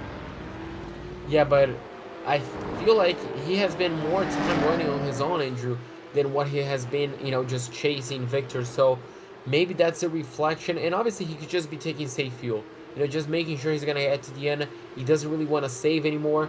We're just going to have to wait and see how that's really going to pan out. Brady Lubenow now comes into the pit lane. He goes for a 10.45 second stop. Quite quick on average from what we expected. And now we're going to see him back on the racetrack. Burns Jones still all over Paulo Godai. This is a good battle to watch. This is for, tentatively 10th through 13th on the racetrack, but that will change once pit stops fully cycle through in the next 17 minutes or so. Oh, and Lawrence Zavadil will take over the race lead as Giuliano Romagnolo will come into the pit lane. So a switch for the lead, Romagnolo now, Andrew. He was running by, he was punching the air the whole stint. We're going to see his pit box time to see how much fuel he's going to put in, making sure he probably disabled the tires coming into the stop, and right now that's where the service starts. Scully also in. Romagnolo past 9 seconds, past 10, past 11. 11.35. It's a long stop. If Zavadil is able to save any of that, I think he's got the race lead out of the pits, but does he hold it? Manuel Scully for Yokos Esports on the pit lane. Waiting for him to release. 11.72 seconds. Rafael Bonifacio now in. I believe he said last week for Wolfpack. 10.5 seconds there for Rafael. Interesting stop as well. So we're kind of seeing them average out at around 10 seconds, Andrew. So drivers like Mikael Rudebusch really took a gamble to go for a flat 9 second stop. We're gonna have to see if that works. Curtis Jones now into the pit lane as well. Does he go for a sub 10? Yes, he does, just barely. Lawrence Zavadil, your race leader, he works through turn number 8 with Andre Melcher just behind. You can see Victor Miranda now on his own. Oh, wow. Melcher will keep going. Zavadil will pit. Now we're gonna have to see how long he's gonna stay on the pit lane. Andrew does. Can he actually overcut Romagnolo? We're gonna have to wait and see. Victor Miranda as well comes down into the pit lane. So 2 drivers coming down the pit lane. Still quite a few to go. R17 is in. Let's see Zavadil's pit stop. Of course, he put the car on pole. He'll be the first out of the pits here in just 1 second. 8 seconds. 9, 10. It's a longer stop.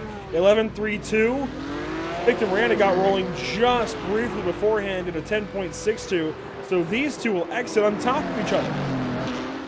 Yeah, and you can see how close Miranda is. So Zavadil is definitely going to be losing second place. And he may just lose 4th depending on how well Miranda comes back through the field. But wow, it was not surprising that slow of a stop for Zavadil. I think that really accentuates the short stops for some of those other drivers, the short fills anyways. Torchio and Hansen on the pit lane. Hansen drives away, there's Torchio. 11.26 for Torchio. And now our eyes have to turn to car 25, Andre Melcher's. When does he pit? I would imagine this lap, JP, 14 minutes to go. We're down to the nitty-gritty of the season. No, he will keep going. Yeah, that's crazy. Crazy how much he can push the fuel in his car. We're just going to have to see if it's going to be the next lap. And Andrew with 13 minutes to go, I doubt he's going to take it even further. But we all know how much he can save. We all know how the crazy actually races we've commentated for him. So let's keep an eye out on the number 25. And maybe we can even expect a purple lap time. Cutting back to Paulo Godoy, he's still chasing down Mikael Rudebusch. Andrew cannot find a way past the number 22. This is currently the battle for 8th on the racetrack as Daniel J. Thomas is in. Right under our camera as well. Perfect framing there. Car 60 is in, 9.5 seconds, 9.65. So the Pacific Sim car is taking very little fuel aside from Lawrence Zavadil. And Thomas will cycle out behind Paulo Godoy and potentially even behind Manuel Scully. We'll see how that works out for him. Andre Melcher's now the final car, literally the final car on the racetrack, JP, to pit. Yeah, and that's something we're used to seeing. I mean, it's crazy, but he has to come down a bit this lap, right? That's the question we always answer. It has to be this lap. And in a few seconds, we will get our answer, but I'm pretty sure it needs to be. And as he makes his way through turn number 9, we can see a few extra brake lights, and yes, there we go. Well, Andre Melcher's final will come into the pit lane, give us an idea of exactly how this race will shake out. Romagnolo with a second advantage over Zavadil, then it's Miranda and Kraus. Miranda pretty close to Zavadil at this point. I think the pro category is looking very safe. Melcher's in. And are we going to see a crazy gamble for fuel? Got it. 5, 6, 7, 8, 8.4 Wow. seconds. He was saving throughout the first stint, Andrew. He's going to be very aggressive, and I feel like he may even make up the ground, maybe on both of them? He's way ahead. Wow. He is way ahead. 3 seconds still.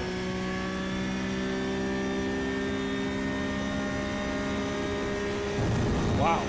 You see the live gap at the bottom right of your screen, 3.2 seconds. Wow. I mean, we've seen some gambles for him, but this... Wow. So, our first lead change of the day that didn't come on the start of the race. Andre Melcher goes on by Giuliano Romagnolo via the pit stops. Now Lawrence Zavadil has got to worry about Victor Miranda, and I think Lawrence's dreams of an overall win to end the season out the window as he lets third place pro driver go on by, and that is, of course, See, these are our two champions, I think, the way this works out today. That said, Paulo is moving his way through the field. He's into 8th, close to 7th. Ooh, interesting. And side by side, here we go. Paulo Gaday battling with Mikel Rudebush down to turn number 7. Paulo on the inside, Mikel on the outside. Contact. Mikel goes wide. And here we go. Daniel J. Thomas going to take a crack now at Paulo Gaday. This is not over. Not Thomas over. goes left. And Paulo goes right. He's going to have to go defensive. And can he retain this position? They're going to go side by side with a final sequence of corners. And I feel like that contact was unavoidable. As soon as he goes side by side and not a single driver is willing to yield, contact was bound to happen. Paulo moves himself into 7th place, Andrew.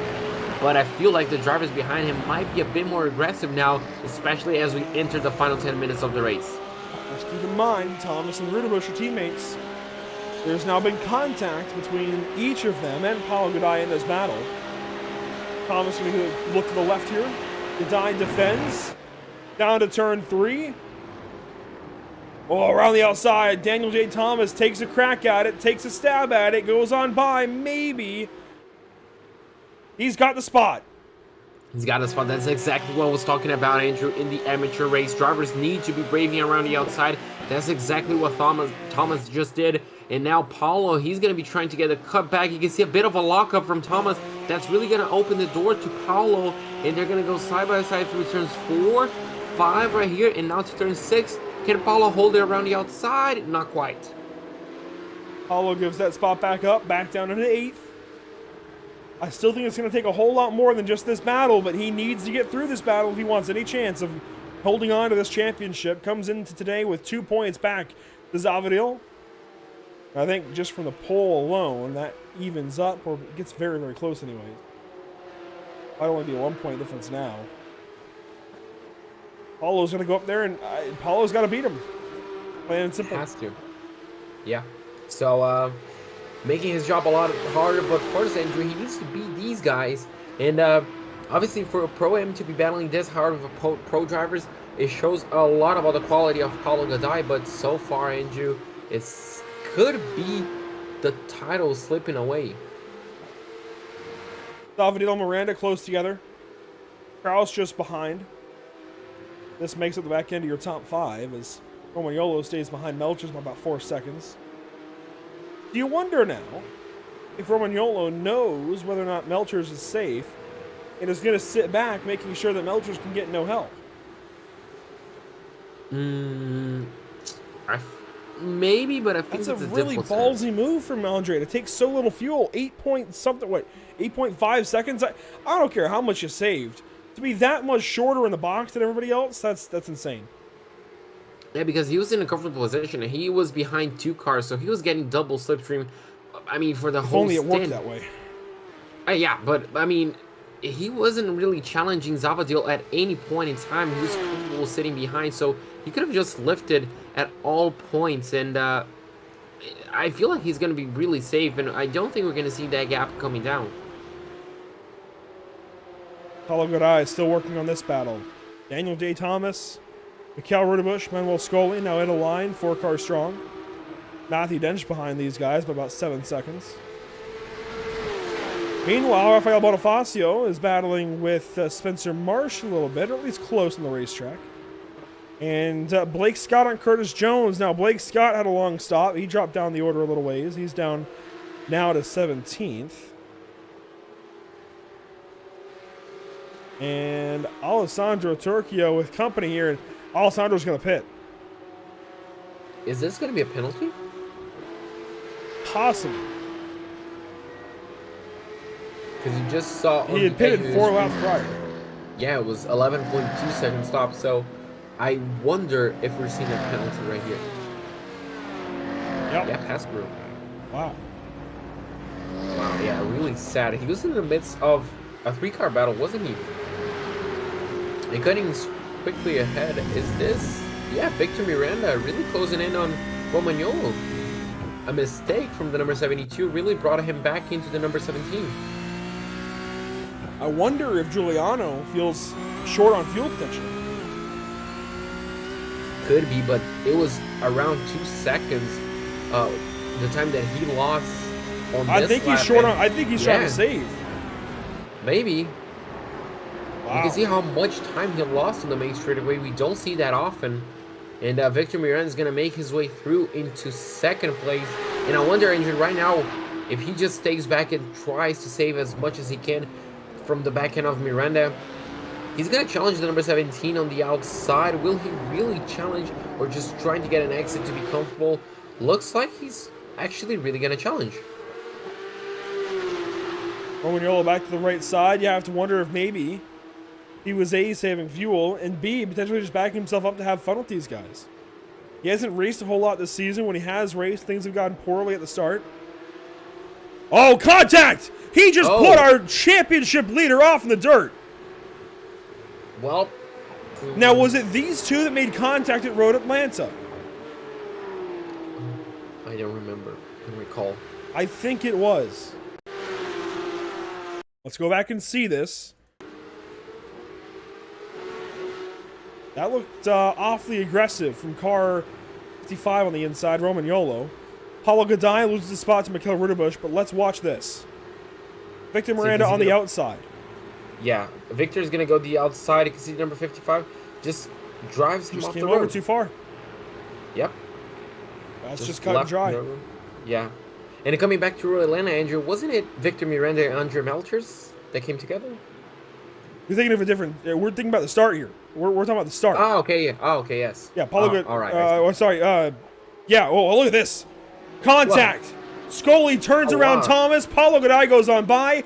I was trying to mention that Paulo had been passed up by these guys, had lost spots, and now contact there with Scully and Thomas puts Mikel Rudebusch in 7th securely and Paulo Gadai in 8th. I don't think it's going to be enough, though, for Paulo. He needs to get up at least into 6th, or actually 5th, I think, even 4th. That pole point for Zavadiel is going to be crucial. Yeah, absolutely. And he could have come down, Andrew, as well to instant points. I'm pretty sure I remember Victor Miranda mentioning that those are worth points as well. So it's really a lot of different scenarios that are coming up, not only to our heads, but also the drivers' heads, as they're making the real-life calculations, real-time calculations, I should say. But yeah, we're just going to have to wait and see if it's going to be enough.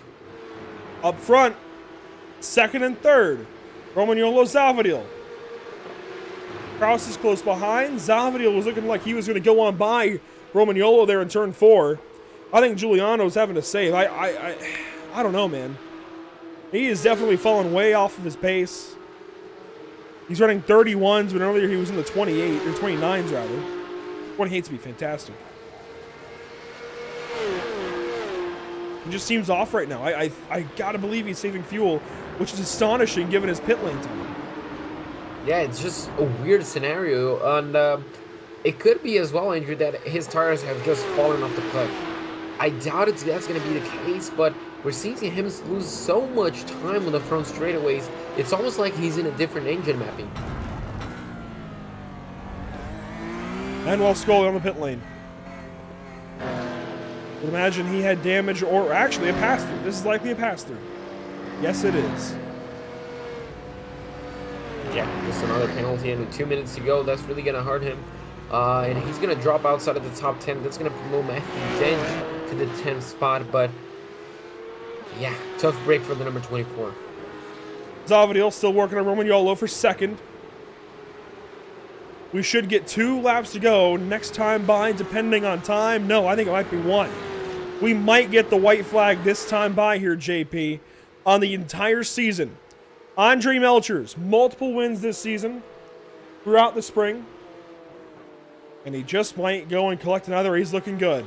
7 seconds the race lead. 1.5 minutes to go. This will be it. White flag is out on the season for the North American Racing League Porsche Cup Series. The last lap of the season. Andre Melchers has the opportunity to lead the final lap. And, I mean, what a race has been so far, Andrew. Still a lot of positions up for grabs, though. See the white flag waving. Zavadiel still close. Kraus behind him. This is for 2nd and 3rd and 4th. Paulo Godai, meanwhile, trying to make up points, trying not to allow Lauren Zavadil to come in and come from behind by 2 points. I simply don't think it's going to be enough. 21 seconds behind his championship rival and 5 positions. 5 positions difference. We're going to have to wait and see if that's going to be enough.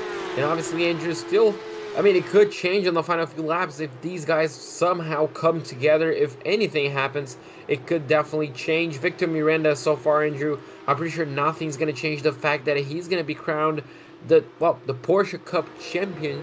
It has been a fantastic season for him. Not a lot of wins, but great consistency. You don't need a lot of wins when you have the consistency that he has had this year. This season, anyway, is just fantastic stuff through and through. And he will claim this championship. Andre Melchers, though, through turns 9 and 10, will claim another race win. You have to wonder what could have been, if not for a couple of instances throughout the course of this season, throughout the course of these 8 races, as he wins another one, this time in Austria. Giuliano Romagnolo, Lauren Zavadil, they'll come to the line. Zavadil will come across the line in 3rd overall with a pole to his name and claim the Pro-Am Championship unofficially. By the math, that should work out. Victor Miranda across the line does the same for Pro. So your champions, unofficially, Victor Miranda and Lauren Zavadil. Fantastic stuff. Congratulations to each. Fantastic job from all of them. Katso is going to finish 6th place. Rudebush in 7th. Paulo Godai actually did a fantastic comeback race, Andrew, and is going to finish 8th place, but that might not be enough. And, yeah, I mean, what a race, what a season. Fantastic. This makes it 4 class wins in the season for Andre Melchers and for Lauren Zavadil. Godai denied a chance. Luke Krause's 2 wins aren't enough, and Victor Miranda's 1 simply is, as the rest of the field comes on through and completes this one. The white flag presented by Whiplash Simcams wasn't enough, really, for the championship battles, and that's how things will come to a close. One more car to come across the line, that is Lois Santi, who is 1 lap down in 24th position. 26 cars as a whole. Nick Peterson did not make the start, and there's Lois Santi out of the final corner. Troubles at the start, he will finish 24th spot, and that is it. Now, are there any changes to the results like we saw for the amateur class? None yet. I think everything will stand tentatively official, pending league review. Lawrence Zavadil wins at Red Bull Ring and takes a Pro-Am championship. Oh, I mean, you can already tell by the way he's celebrating, Andrew. He's really happy about it, and he should be a dominant performance. Even, I mean, dominant qualifying. Could have been a pro driver and would have got that pole position, and well, stuck with the pro drivers throughout the race to make it a fantastic, essentially last race comeback for the championship. Something he should really be proud of. Now, I know Miata can't do those, so he definitely has gotten some practice from elsewhere on the sim, does some beautiful burnouts on the front stretch, and will celebrate this one certainly deservedly. Let's take a look at our unofficial race results in the final round at Red Bull Ring. Andre Melchers is going to finish off the season the same way he started, winning. And, well, that's all we need to know. 7.5 seconds ahead of Giuliano Romagnolo. The number 55 is going to finish in 2nd place. Behind him, our Pro-Am champion and Pro-Am winner, Lawrence Zavadil. A fantastic race from him as well. Really strong performance. Luke Krause is going to finish in 4th place. 2nd place overall in the Pro class on the championship. Just behind him, we're going to have the champion, number 17, Victor Miranda, crowning in, and well, with a fantastic performance. Spencer Kostowick is going to finish in 6th place, ahead of Mikael Rudebush. Runner-up in the Pro-Am Championship is going to be Paulo Godai, ahead of Daniel Thomas and Matthew Dench. Finishing 11th, you'll find Spencer Marsh in car 74. Really good run for, I think, most of these guys, if not all of these guys, however you want to consider it. Even Brady Lubinow, coming back from some adversity, finishes 13th, right behind Rafael Bonifacio there in the 12th spot. James Hansen, 14th. Curtis Jones comes back up to 15th spot.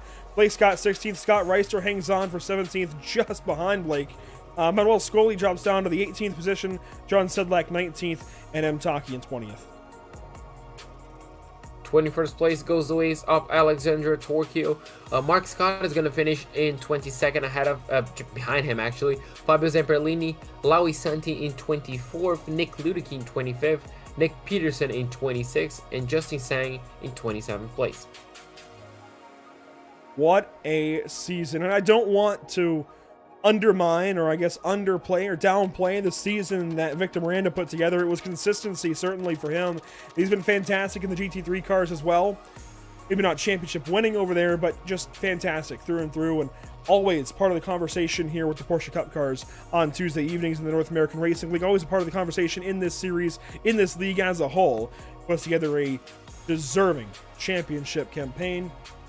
Andre Melcher is not available for interview this evening, JP. Let's start with, I guess then, second place finishing Giuliano Romagnolo, who certainly deserves this conversation. And Giuliano, we always see you chime in on YouTube, always chiming in as the super coach, talking about how these drivers have done so great with Maradness. But you are also a fantastic example of why Maradness is so great, going out here, dominating the race, taking second place tonight.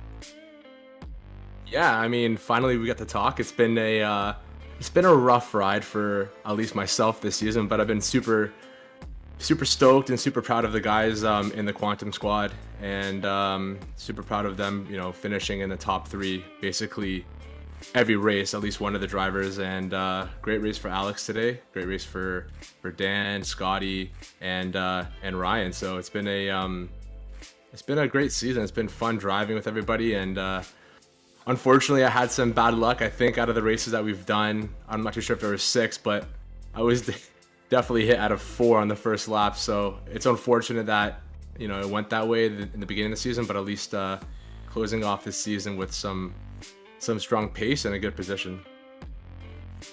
And how satisfying is it now to get this race, show what you can do, and not have that first lap issue? Obviously, you're a well-accomplished sim racer yourself, but to show everybody here, at least in this series, why you're here, why you want to go racing, and that you actually can do it.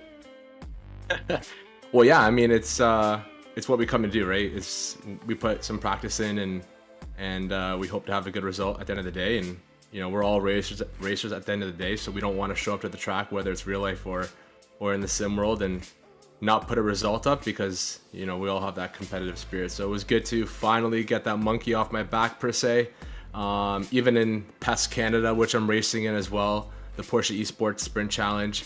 I'm racing with Polycaro Motorsports and with Maradness, but that's the livery I'm rocking right now. It's been rough in that series as well, so to finally have a decent finish with some competitive guys in such a strong field means a lot. It gets the monkey off my back finally. Now, as far as the race tonight, 21 laps led, but things kind of came unhinged at that pit stop. You took 3 seconds more fuel than Andre Melcher's, and we thought that was a gamble. We thought Andre might run out, but it seems like you, if anybody, was backing up at the end. What happened? Yeah, I mean, Andre was sitting in P3, so in the beginning I knew I kind of had pace. We were all so similar in pace, and Red Bull Ring's one of those tracks where even if you're faster by, 2 to 5 tenths, the car behind is able to stick with you. And funny enough, I coached a lot of the AM guys during this week and last week, because we had 2 weeks leading up to this race. When we did some on-track battles just to kind of get them used to the draft, it was incredible seeing that even myself, I could not pull away from the AM drivers with that draft being so strong. So when you throw that into the pro race, it makes fuel saving that much stronger. And I was just really trying to pull away, and I know Melcher is a smart guy, so he wasn't going to battle with Zavadel, and he was just going to save fuel and sit behind him to have a shorter pit stop. And obviously it worked. He came out 3 seconds ahead, and at that point I was just trying to survive. My front right was definitely damaged. I just threw on a random setup in the beginning of this session, and believe it or not, all my practice came within the coaching that I had in the weeks coming. I really didn't put too much hours on my own, or even minutes, to be honest with you. So yeah, a great result, and happy to be talking to you guys. There you go. Sometimes coaching even works for the coach. Exactly. Yeah, leads to a pretty solid result here. Giuliano, congratulations on a second place run and 21 laps led. Unfortunately, not quite top honors, but I think that's coming along the way, buddy. It wasn't a great season, well, let's be honest, but you closed it out on a good note. Congrats. We'll talk to you next time. Thanks, guys. Appreciate it. Juliana Romagnolo there, Stu, as they call him, and certainly Super Coach here with Maradness. Puts up a second place effort. Really solid stuff. Let's go on down the line then to, I guess next up down the results is going to be, actually, let's go to Paulo Gaday. Let's save the couple of champions here, JP. Let's get Paulo Gaday, finishes 8th place on the evening, and certainly a good effort. Então, Paulo, de volta comigo. Conta aí como é que foi. Acho que o quali a gente já sabe que foi meio difícil, a performance do Lawrence estava muito boa, mas na corrida você começou em 13º e conseguiu terminar em 8º, então foi uma boa batalha, não foi? Boa noite. Boa noite a todo mundo que tá na cabine. Boa noite a todo mundo que tá assistindo. Realmente, o quali foi totalmente avesso que a gente estava treinando, né? Mas não tem muito o que fazer, né? Na hora que a gente fez o quali, eu tomei off-track nas primeiras voltas e tive que fazer uma terceira muito mais lenta, né? Para tentar garantir qualquer tempo, só para não largar muito atrás, né? E ainda assim, pelo menos garantir o segundo da corrida, né? Que também era um objetivo, só para lacrar mesmo. O Lawrence mostrou realmente a velocidade dele nessas últimas etapas, né? Quando começou a ficar apertado, ele começou realmente a botar o ritmo que ele realmente anda. Acho que isso ficou bem claro. Mas tudo bem, a gente tá aqui para disputar mesmo, independente. Campeonato é campeonato, corrida é corrida. Mas, cara, tô muito feliz pelo desempenho, tô muito feliz pela temporada. A gente lutou até o fim, treinando até o fim. A gente divide o tempo com outros carros, divide o tempo com outras ligas, então a gente não está focado somente em um carro. Acho que isso também dificulta um pouco a virar a chave, né? O tempo todo a gente está tentando trocar de carro e andando no limite em outros carros. Mas enfim, isso não pode e nem deve se tornar nenhum tipo de desculpa, né? Enfim, dei meu máximo, que eu acho que isso que é importante, é sair com a cabeça erguida, mesmo com o vice-campeonato, mas com a ideia de que a gente deu o melhor. Então, cara, feliz por todo o desempenho, né? Agradecer totalmente o pessoal do Brasil, que a gente andou junto, né? O pessoal da DHR em peso ali, Zampa, o Vitinho, que foi campeão antecipado, hoje correu praticamente só para cumprir tabela, então, cara, um desempenho violento. Lauí, Karadec, então todo mundo do BR aqui merece demais o desempenho que teve, né? Então, dentro dos dois pódios, a gente tem 2 brasileiros trazendo o caneco aí para casa. Enfim, tô muito feliz mesmo. Eu também tô até dando um até logo para a equipe atual aqui do Brasil. A gente tá migrando. Na próxima etapa, na próximo campeonato da próxima temporada, a gente deve vir já de equipe nova também. Então, quero deixar o meu agradecimento aí ao Race, que me acompanhou até aqui, que me ajudou com a parceria com o patrocínio pra gente estar aqui brigando nesse alto nível que a gente tá aqui dentro do campeonato. Agradecer a Norte América, na verdade. É um prazer estar correndo num campeonato que envolve praticamente o mundo todo, né? Um nível absurdo de grid, absurdo, né? E faz a gente elevar o nível todos os dias, cada vez que a gente vem correr aqui, tá? Tô muito feliz, é isso aí. E vamos continuar no GT3, tem muita etapa lá, a gente continua líder. E quero trazer os 2 campeonatos. Esse caneco que veio hoje e quero trazer o primeiro lá no GT3. Com certeza, eu ia te perguntar isso agora, mas já que respondeu, na GT3 continua forte. E o que a gente pode esperar mais de você, rapidinho assim? Vai continuar na NARL? Tá pensando em continuar mais temporadas? Vai focar em outras coisas? Não, com certeza. A gente tem um carinho diferenciado pela liga. Eu acho que tem o Zampa ali, que é um parceiro da liga, né? E a gente tem o Zampa como um irmão. Então, a gente tá colando na Norte América para estar correndo, tanto para representar o Brasil, tanto para fortalecer a liga. Então, a gente, correu limpa a temporada toda, respeitou o máximo que pôde todos os pilotos, né? Fez disputa limpa o tempo todo. Então, a gente tá trazendo uma boa imagem também do Brasil aqui, isso é muito importante. Eu pretendo continuar na liga, com certeza. Pro GT3, como eu disse, eu vou vir forte agora de verdade, né? Vou colocar o ritmo ao máximo, até porque acabou o Porsche, né? Então, as últimas etapas eu vou poder focar 100% no carro. E, cara, eu posso garantir é que eu vou vir com muito treino, muita faca nos dentes para trazer esse campeonato lá no GT3 também. E a minha primeira, minha estreia, né? Na verdade, na Norte América aqui, eu quero estar trazendo esses 2 canecos para casa. Com certeza. Então, Paulo, vou te esperar quinta-feira, espero falar contigo. E dito isso, bom descanso e bom treino. Até a próxima. Obrigado, até quinta-feira. Tamo junto. Valeu. Tchau, tchau. Isso aí, até mais. Tchau, tchau. All right, Andrew. So, quite a long interview, I guess you can say. But you know, it was a good one. He mentioned that quali was kind of difficult because he got 2 off tracks straight on, and unfortunately had to settle for quite a safe lap to make sure he wasn't gonna start in the back end of the grid. That lap was good enough to guarantee the second place in qualifying. It ended up guaranteeing his second place in the race itself. He mentioned that Lawrence really showed, the pace on the final few races of the season, and he tried to keep up, but wasn't able to do it. He was very happy for the performance that he had throughout the season, being able to fight for the championship, especially on his debut on such a competitive league. He's really happy about it. Gave his max, was really trying to go for it, but unfortunately it wasn't enough to guarantee the win on his class today.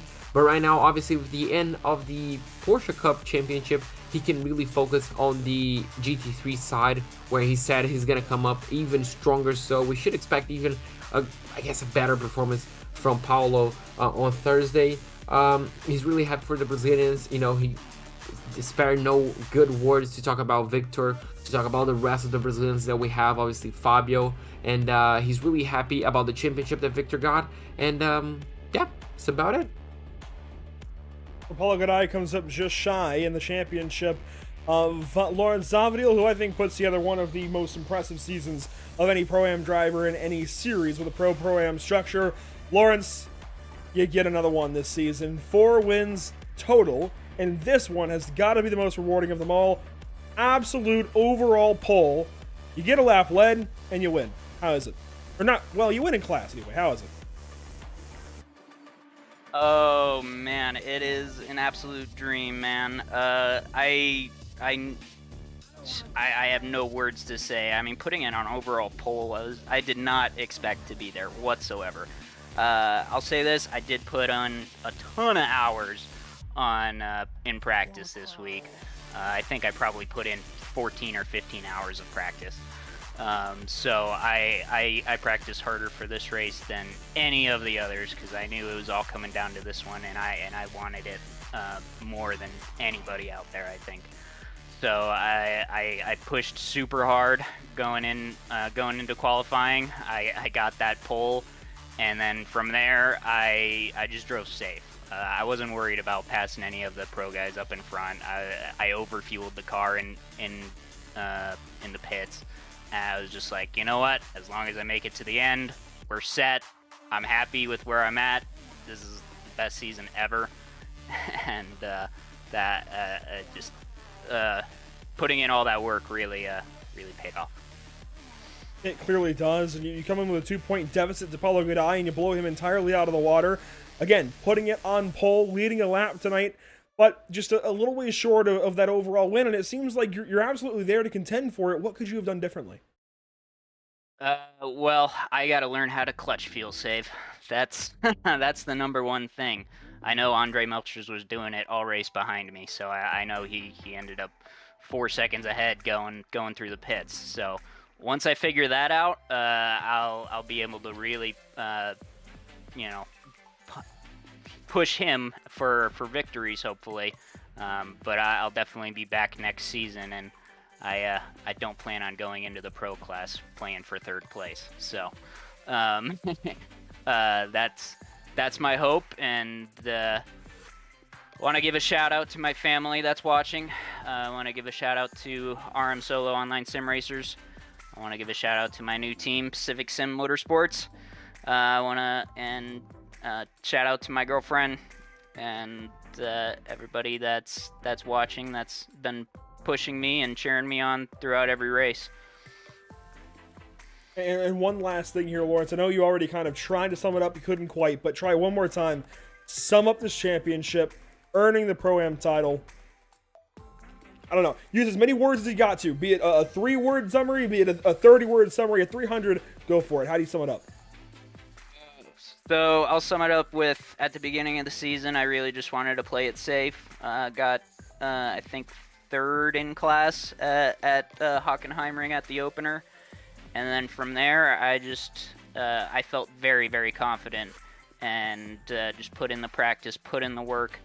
The last 2 races, Road Atlanta and Charlotte, were big disappointments, but you're going to have those disappointments in a season sometimes, and you just gotta roll with the punches and keep on kicking. And I didn't let those 2 races get the best of me. I pushed as hard as I possibly could this race, and it all paid off, and is the best season I've probably ever had in sim racing, and definitely the best achievement that I have so far in probably my entire racing career. So thanks so much, guys. Congratulations, big time, Lawrence. Job well done over the course of 8 races, and certainly one to hang your hat on. Thanks for your time, buddy, throughout the entire season. Congratulations on all 4 class wins, and definitely look forward to seeing you in pro next time around. Sounds good. Thanks, guys. That's Lawrence Zavadiel claiming a big time championship. And JP, hopefully there isn't too much pressure on you here. Here comes the big guy. Winner of all the big guns, if you will. The champion of the North American Racing League Porsche Cup season in pro, Victor Miranda. Então, Victor, agora sim, falando contigo, campeão confirmado. Poxa, não tem nem palavras, né, cara? Meteu muito ritmo nas corridas, ganhou o campeonato confortável, apareceu hoje. Como é que foi teu campeonato, brother? Campeonato muito consistente, João. Carro muito difícil, as pistas também bem técnicas. No começo do campeonato, lembro da gente ter falado aí pelo menos as 3 primeiras etapas de quase vitórias, né? Faltando pouco ali para conquistar a vitória. Perdeu ali por alguns milésimos em Daytona. Depois perdeu por algum detalhe de combustível em Hockenheim. Outro detalhe de combustível em Spa. E acho que o nome do campeonato é consistência. Não tinha descarte. Meu pior resultado era um 4º lugar. Então, muito feliz com o que eu apresentei aqui. Muito feliz com o meu ritmo de corrida. Infelizmente não consegui treinar para essa corrida agora. Eu torci o tornozelo, torci o pé no domingo, e aí fiquei de repouso até hoje aqui para poder correr com o pé doendo. 3 meses, enfim.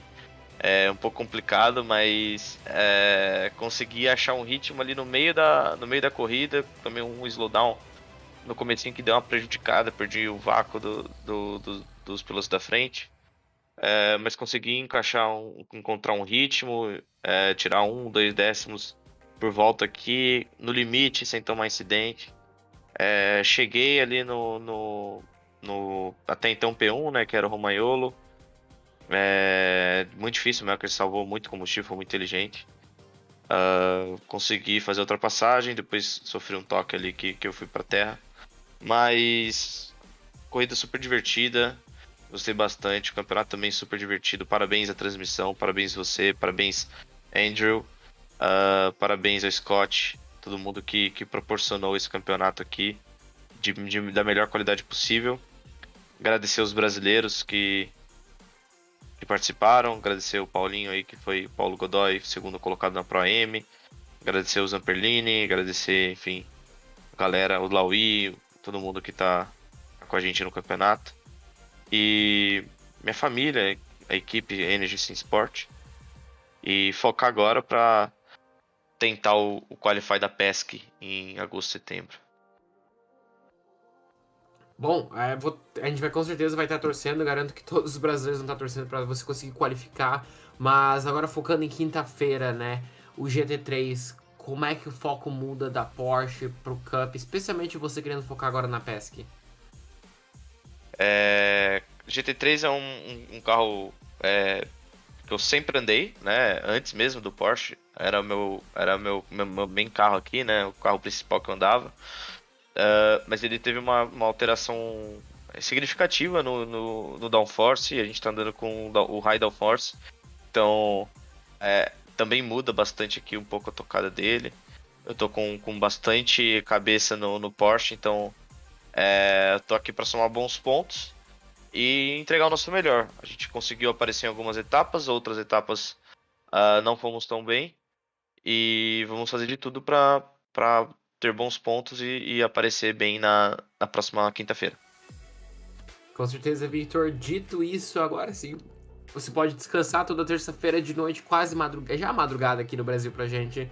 Mas é isso, pode descansar agora sabendo que você é oficialmente o campeão, né, da Porsche Cup na North American Racing League. E dito isso, espero falar contigo quinta-feira. Muito obrigado, João. Obrigado, Andrew. Obrigado, PitStopTV. Obrigado você, meus parabéns e talk to you soon. So Andrew, that was Victor Miranda, our champion. I guess you can tell by the voice we're all kind of tired around here in Brazil, really. But yeah, he just mentioned, he was happy for the championship. It was a consistent championship for him. He mentioned, the 4 almost victories that he had, on Daytona, Hockenheim, Spa, I think it was as well, a mistake on the fuel side. So really all those close victories ended up for him having a consistent championship. His worst result on the season was a 4th place. So, he was really strong throughout. He had a lot of fun during the championship. And he really, just wants to, keep doing it. He mentioned quickly that, he sprained his ankle actually on Sunday, so he couldn't really get a lot of practice. He actually didn't get any practice whatsoever for tonight's race, but he still managed to find a good mid-race pace and was able to fight with a couple of the guys. And, well, it was a lot of fun. Once I mentioned what is the future holding up for him, he mentioned that he's really focused on trying to get to the pro side of the Porsche Cup, the official task series on iRacing. So, we're definitely going to keep cheering him up for that. And, just focusing on getting some good points on the Thursday GT3 series.